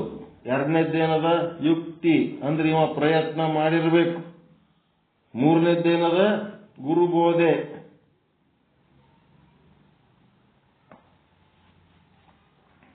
ಮತ್ತೆ ನಾಲ್ಕನೇದ್ದು ಅನುಭವ. ಐದನೇದ್ದು ಶಾಸ್ತ್ರ. ಇಷ್ಟದ ನೋಡ್ರಿ, ಇವೆಲ್ಲ ಕಲಿಬೇಕು. ಜ್ಞಾನ ಶಾಸ್ತ್ರ ಅದ. ಆ ಶಾಸ್ತ್ರಗಳೇನದ ಜಗತ್ತಿನ ತುಂಬ, ಆ ಶಾಸ್ತ್ರ ಚಂದ ತಿಳಿಸಿ ಹೇಳುವಂತ ಗುರು ಸಿಕ್ಕಾಗ ನಿಮ್ಗ ಅದರದು ಜ್ಞಾನ ಆಗ್ತದ. ಆ ಜ್ಞಾನ ಮಾಡ್ಕೊಳ್ಳೋದು ಹೆಂಗಪ್ಪ ಅಂತಂದ್ರ ದಿನ ಶ್ರವಣ ಮಾಡ್ಕೋತ ಹೋದಂಗ ನಿನ್ನೆ ನೀವು ಏನ್ ತಿಳ್ಕೊಂಡಿರಿ ಅದರ ಮುಂದಿನ ಭಾಗ ಇವತ್ತು ತಿಳ್ಕೊತೀರಿ. ನಿನ್ನೆ ನೀವೇನ್ ತಿಳ್ಕೊಂಡಿರಿ ಅದರೊಳಗಿನ ದೋಷಗಳು ಇವತ್ತು ತಿದ್ದುಪಡಿ ಆಗ್ತವ. ಜ್ಞಾನ ಸಾಧನೆ ಅಂದ್ರೆ ಅದೇ ಅಲ್ಲ. ಇಲ್ಲಿ ತನಕ ನಾವೇನ್ ತಿಳ್ಕೊಂಡಿವಿ ಅದರದೇಕ್ಕಿಂತ ಕೆಳಗಿನ ಮಟ್ಟ ಹೇಳಿದ್ರೆ ಇಂಟ್ರೆಸ್ಟ್ ಬರಲ್ಲ. ಅದಕ್ಕಿಂತ ಮೇಲ್ಮಟ್ಟದ ಸಾಧನೆ ಹೇಳಂತವ್ರು ಇದ್ರು ಅಂತಂದ್ರ ನಮ್ಮ ತಪ್ಪುಗಳು ತಿದ್ದುಪಡಿ ಆಗ್ತವ. ಮತ್ತೇನಾಗ್ತದ, ನಮ್ಮ ತಿಳುವಳಿಕೆಯಲ್ಲಿ ಅಭಿವೃದ್ಧಿ ಆಗ್ತದೆ. ಅದಕ್ಕೆ ಜ್ಞಾನ ಅಂತ. ಮತ್ತ ಈಗ ಅಭಿವೃದ್ಧಿ ಆಗ್ಬೇಕಾದ್ರೆ ನಮ್ಮದನ್ನು ಒಂದು ಪ್ರಯತ್ನ ಅಂತ ಇರ್ತದಲ್ಲ, ಆ ಪ್ರಯತ್ನ ಮಾಡಿದರೆ ಸಕ್ಸಸ್ ಆಗಬೇಕು. ಪ್ರಯತ್ನ ಮಾಡ್ಲಿಕ್ಕೆ ಬರಂತವಿರ್ಬೇಕು. ಈಗ ನಾನು ನಿಮಗೆ ಪ್ರವಚನ ಮಾಡ್ಲಾರ್ದೆ ಸುಮ್ಮನೆ ಆ ವಿಚಾರ ಸಾಗರದಾಗ ಅದ, ಆ ದೋಹ ಅದ, ಆ ದೋಹದ ಕೆಳಗೆ ಶಬ್ದಾರ್ಥಗಳದವ, ಅದ್ರೊಳಗೆ ವಿಶ್ಲೇಷಣೆ ಅದ, ಅದು ಬರೀರಿ ಇದು ಬರೀರಿ ಅಂತ ಹೇಳಿಕೆ ನಾನು ನಿಮ್ಮದ್ರಾಗ ಇನ್ವಾಲ್ವ್ ಆಗ್ಲಾರ್ದೆ ಸುಮ್ಮನೆ ಎಲ್ಲಿದೆ ನೋಡಿ ಏನೋ ಬರ್ಕೊಂಬರ್ರಿ ಏನಾರ ಮಾಡಿರತ್ ನಿಮಗೆ ಕೆಲಸ ಹಚ್ಚಿದ್ರ, ನಾನು ಕಷ್ಟಪಟ್ಟು ನಾನು ಅದು ತಿಳ್ಕೊಂಡು ಇದರಿಂದ ಈ ರೀತಿಯಾಗಿ ತಿಳ್ಕೋಬೇಕು, ಈ ರೀತಿ ಆದ್ರೆ ಹೇಳಕ್ ಬರ್ತದ, ಈ ರೀತಿ ಆದ್ರೆ ಹೇಳಿದ್ದು ತಿಳಿತದ, ಮತ್ತ ನೀವು ಹಿಂಗ್ ಮಾಡ್ಲಿಕ್ಕೆ ಬರ್ತದ, ನನ್ನಂಗೆ ನಿಮ್ಗ ಮಾಡ್ಲಿಕ್ಕೆ ಬರ್ತದ ಅಂಥೇಳಿ ನಿಮ್ಮ ಯುಕ್ತಿಗೆ ಕೊಡ್ಬೇಕಾದ್ರೆ ಮೊದಲು ನನ್ನ ಯುಕ್ತಿ ಕೆಲಸ ಮಾಡಿರ್ಬೇಕಾ ಬೇಡ? ನಾನೇ ಯುಕ್ತಿ ಮಾಡ್ಲಾರ್ದೆ ನಿಮಗೆ ಯುಕ್ತಿ ಕೆಲಸ ಕೊಟ್ರೆ ಹೆಂಗಾಗ್ತದೆ? ಹಾಗೇನಂತಂದ್ರ ನಿಮ್ಮ ಯುಕ್ತಿಗೆ ಅದು ಸಾಧ್ಯವಾಗಬೇಕು. ನನ್ನ ಯುಕ್ತಿಗೆ ಸಾಧ್ಯವಾಗ್ತದ ಅಂದ್ರೆ ಮಾತ್ರ ನಿಮ್ಮ ಯುಕ್ತಿಗೆ ಸಾಧ್ಯ ಆಗ್ತದೆ. ನನ್ನ ಯುಕ್ತಿಗೆ ಸಾಧ್ಯ ಇಲ್ಲದ್ದು ನಿಮಗೆ ಹೇಳಿದ್ರೆ ಹೆಂಗ? ಅದಕ್ಕೆ ಅಂತ ಗುರು ಸಿಗ್ಬೇಕು. ತಾನು ಯುಕ್ತಿಯಿಂದ ಅದನ್ನ ಪ್ರಯತ್ನ ಪಟ್ಟು ಸಾಧಿಸಿ ಅದನ್ನ ನಿಮಗೆ ಸಾಧಿಸ್ಲಿಕ್ಕೆ ಮಾರ್ಗದರ್ಶನ ಸಿಗಬೇಕು. ಹಂಗ ಗುರುಬೋಧೆ ಸಿಗಬೇಕು. ಸಿಕ್ಕಾಗ ಏನಾಗಬೇಕು? ರಿಸಲ್ಟ್ ಏನು? ನಿಮಗ ಅನುಭವ, ಮೋಕ್ಷದ ಅನುಭವ ಆಗ್ಬೇಕು. ಪರಮಾನಂದ ಪ್ರಾಪ್ತಿ, ಸರ್ವ ದುಃಖ ನಿವೃತ್ತಿ, ಮೋಕ್ಷದ ಅನುಭವ ಆಗ್ಬೇಕು. ಏನೆಲ್ಲ ಮಾಡಿ ಕಡೆಗೆ ಮೋಕ್ಷದ ಅನುಭವ ಆಗಲಿಲ್ಲ ಅಂದ್ರೆ ಎದಕ್ ಬೇಕು? ಈ ರೀತಿ ಆಗಂತದ್ದು ನಿಮಗ ಮೇಳೈಸಿದು ಅಂತಂದ್ರೆ ಈಶ್ವರ ಕೃಪಾ, ಗುರು ಕೃಪಾ, ವೇದ ಕೃಪಾ, ಅಂತಃಕರಣ ಕೃಪಾ, ಇವೆಲ್ಲ ಕೃಪೆಗಳಾದ್ರೆ ನಮ್ಗ ಯಶಸ್ಸು ಕಟ್ಟಿಟ್ಟ ಬುತ್ತಿ ಅಂತ ಹೆಂಗ್ ಹೇಳ್ತಾರಲ್ಲ ಹಂಗೆ ಇದು ಹೇಳಕತ್ತಾರ. ಈಗ ಅವ್ರು 4 ಕೃಪೆಗಳಾಗಬೇಕಂತ. ಅದಕ್ಕೆ ಈ ರೀತಿ ಆಯ್ತಂದ್ರೆ ಕೆಲಸ ಮುಗಿತು. ಏನ್ ಮತ್ತೆ ಹೆಚ್ಚಿಗೆ ಮಾಡೋದ್ ಬೇಕಾಗಿಲ್ಲ. ಅದಕ್ಕೆ ಉಪಾಯಗಳನ್ನ, ತನ್ನ ಸ್ವರೂಪವನ್ನ ತಿಳಿಯುವ ಉಪಾಯ ಮೊದಲಾದವುಗಳನ್ನ ಹೇಳಿಯೇ ಇದ್ದಾರೆ. ಅವುಗಳು ಇನ್ನು ಮುಂದೆ ಬರ್ತವೆ. ಅನೇಕ ವಿಷಯಗಳು ಬರುತ್ತವೆ. ಅವೆಲ್ಲವನ್ನ ನಾಳೆಯಿಂದ ಕೇಳುವಂತವರಾಗೋಣ. ನಮ್ಮ ಸ್ವರೂಪವನ್ನ ನಾವು ಹೆಂಗ್ ತಿಳ್ಕೋಬೇಕು ಅಂತ ಹಿಂದೂ ಅನಾರು ಮಂದಿ ಹೇಳ್ಯಾರ, ನಾವು ಹೇಳಿವಿ, ಮತ್ತೆ ಮುಂದೂ ಹೇಳೋರಿದೀವಿ. ನಾವು ಹೇಳ್ಕೋತಿರ್ತೀವಿ, ನೀವು ಕೇಳ್ಕೋತಿರ್ರಿ. ಮತ್ತೆ ಅದು ಯಾವಾಗ ಚಾನ್ಸ್ ಸಿಗ್ತದ ಸ್ವರೂಪ ಜ್ಞಾನ ಆತು. ಅದು ಆಗಂಗಿಲ್ಲ ಅಂತ ಅನ್ನೋದು ಏನಿಲ್ಲ, ಆಗೋದು ಗ್ಯಾರಂಟಿ ಆತು. ಹೀಗಾಗಿ ಒಂದು ಪ್ರವಚನ ಮುಗಿತೀವ್ರು.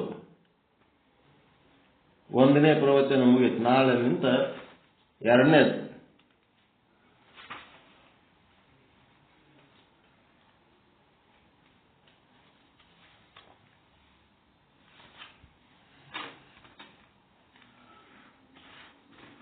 ಒಳ್ಳೆ ಆಳದಲ್ರಿ ಇದು ವಿಚಾರ.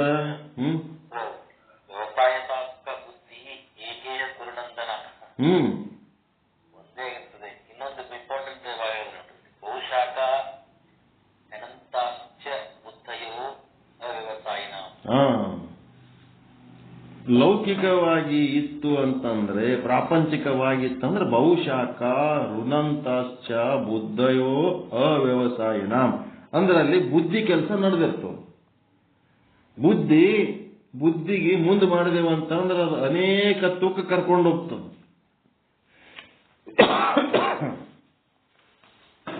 ಆ ಬುದ್ಧಿ ಮೇಲ ಪಾರಮಾರ್ಥಿಕವಾಗಿ ಇವರು ಹತೋಟಿ ಹೊಂದಿದ್ರು ಅಂತಂದ್ರೆ ಅದೇ ಬುದ್ಧಿಲಿಂದ ನಾವು ಏಕತ್ವವನ್ನು ಸಾಧಿಸ್ಲಿಕ್ಕೆ ಸಾಧ್ಯ ಅದ, ಸ್ವರೂಪ ಸಿದ್ಧಿ ಮಾಡ್ಕೊಳಕ್ ಸಾಧ್ಯ ಅದ. ವ್ಯವಸಾಯಾತ್ಮಿಕ ಬುದ್ಧಿ ಏಕೇಹ ಕುರು ನಂದನ. ಪ್ರಪಂಚದಲ್ಲಿ ಬಹುಶಾಖ ಆಯ್ತಂದ್ರೆ ಅದು ಬುದ್ಧಿ ಕೆಲಸ. ಬುದ್ಧಿ ಏನ್ ಮಾಡ್ತದ ಹಂಗೆಲ್ಲ ಮಾಡ್ತದೆ. ಯುಕ್ತಿ, ಶ್ರುತಿ, ಶಾಸ್ತ್ರ, ಅನುಭವ, ಗುರುಬೋಧೆ. ಇವು 5 ಕಲಿಬೇಕು, ಮೇಳ ಆಗ್ಬೇಕು. ನೀವು ಹೇಳುದಿಲ್ಲ, ವೇದ ಕೃಪೆ, ಈಶ್ವರ ಕೃಪೆ, ಗುರು ಕೃಪೆ, ಅಂತಃಕರಣ ಕೃಪೆ. ಅದರಂಗೆ ಇದು ಸಹಿತ ಏನಿಲ್ಲ. ನಿರ್ಮಲ ಚಿತ್ತ ಸಾಧನೆ, ನಿಶ್ಚಲ ಚಿತ್ತ ಸಾಧನೆ, ಇವು ವೇದ ಕೃಪೆ, ಇವೇನದವ ಚತುರ್ವಿಧ ಕೃಪೆಗಳು. ಅವನ್ನೇ ಅವ್ರು ಬೇರೆ ಭಾಷೆದಾಗ ಹೇಳಕತ್ತಾರ ಅಷ್ಟೇ. ಏನು ಹೊಸದಿಲ್ಲ, ನಥಿಂಗ್ ನ್ಯೂ. ನಾ ಏನದು ಓದ್ಕೊಂಡು ಹೇಳಲ್ಲ, ಏನೂ ಇಲ್ಲ. ಸೀದಾ ಬುಕ್ ಓಪನ್ ಮಾಡ್ತೀನಿ, ಹೇಳ್ಕೊತ ಹೋಗ್ತೀನಿ. ಮೂಲ ತಿಳಿದ್ಮೇಲೆ ಕಷ್ಟ ಇಲ್ಲ. ಯಾವುದು ಹೇಳೋದಕ್ಕೆ ಯಾವ ಬುಕ್ಕರ ಕೊಡ್ರಿ ಹೇಳ್ತೀವಿ. ಇವತ್ತಿಂದ ಯಾವ್ದಾರ ನ್ಯೂಸ್ ಪೇಪರ್ ತಗೊಂಡು ತಂದಿಟ್ರು ಸಾಕು, 2 ತಾಸು ಪ್ರವಚನ ಮಾಡ್ತೀವಿ ಆ ಪೇಪರ್ ಮೇಲೆ. ಹಂಗದ ಕತಿ.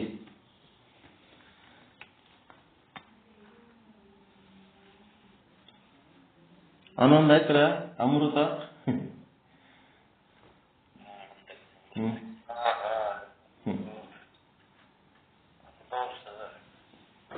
ಅನುಭವ ಸಾರ.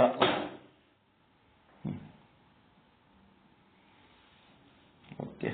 ಪರಮಾನಂದ ಪ್ರಾಪ್ತಿ ಭವ, ಸರ್ವ ದುಃಖ ನಿವೃತ್ತಿ ಭವ, ಇಷ್ಟಾರ್ಥ ಸಿದ್ಧಿರಸ್ತು, ಯಶಸ್ವಿ ಭವ, ಯಶಸ್ವಿ ಭವ. ಜಯ ಶುದ್ಧ ಬ್ರಹ್ಮ, ಜಯ ಜಯ ಶುದ್ಧ ಬ್ರಹ್ಮ. ಓಂ ಶಾಂತಿ ಶಾಂತಿ ಶಾಂತಿ. ಎಲ್ಲರಿಗೂ ಶರಣಾರ್ಥಿ, ಎಲ್ಲರಿಗೂ ಶರಣಾರ್ಥಿ. ಮತ್ತಿನ್ಯಾರು ಮಾತಾಡ್ತಿದ್ರೆ ಮತ್ತಾರೇನ್ ಮಾತಾಡ್ತಿದ್ರೆ ಮಾತಾಡ್ರಿ. ಕೆಲಸ ಇತ್ತು ಅಂದ್ರೆ ಕೆಲ್ಸಕ್ಕೆ ಹೋಗ್ರಿ, ಕೆಲಸ ಇಲ್ಲ ಅಂದ್ರೆ ಕುಂತು ಚರ್ಚೆ ಮಾಡ್ರಿ ಈ ವಿಷಯಗಳು. ಸಮಯ ಸದುಪಯೋಗ ಮಾಡ್ಕೊಳ್ರಿ. ಸಮಯ ಇದ್ದವರು, ಇಲ್ಲದವರು, ಅವಸರ ಇತ್ತಂದ್ರೆ ಕೆಲ್ಸಕ್ಕೆ ಹೋಗ್ರಿ. ಏನೇನ್ ಮಾಡ್ತೀರಿ ನೋಡ್ರಿ.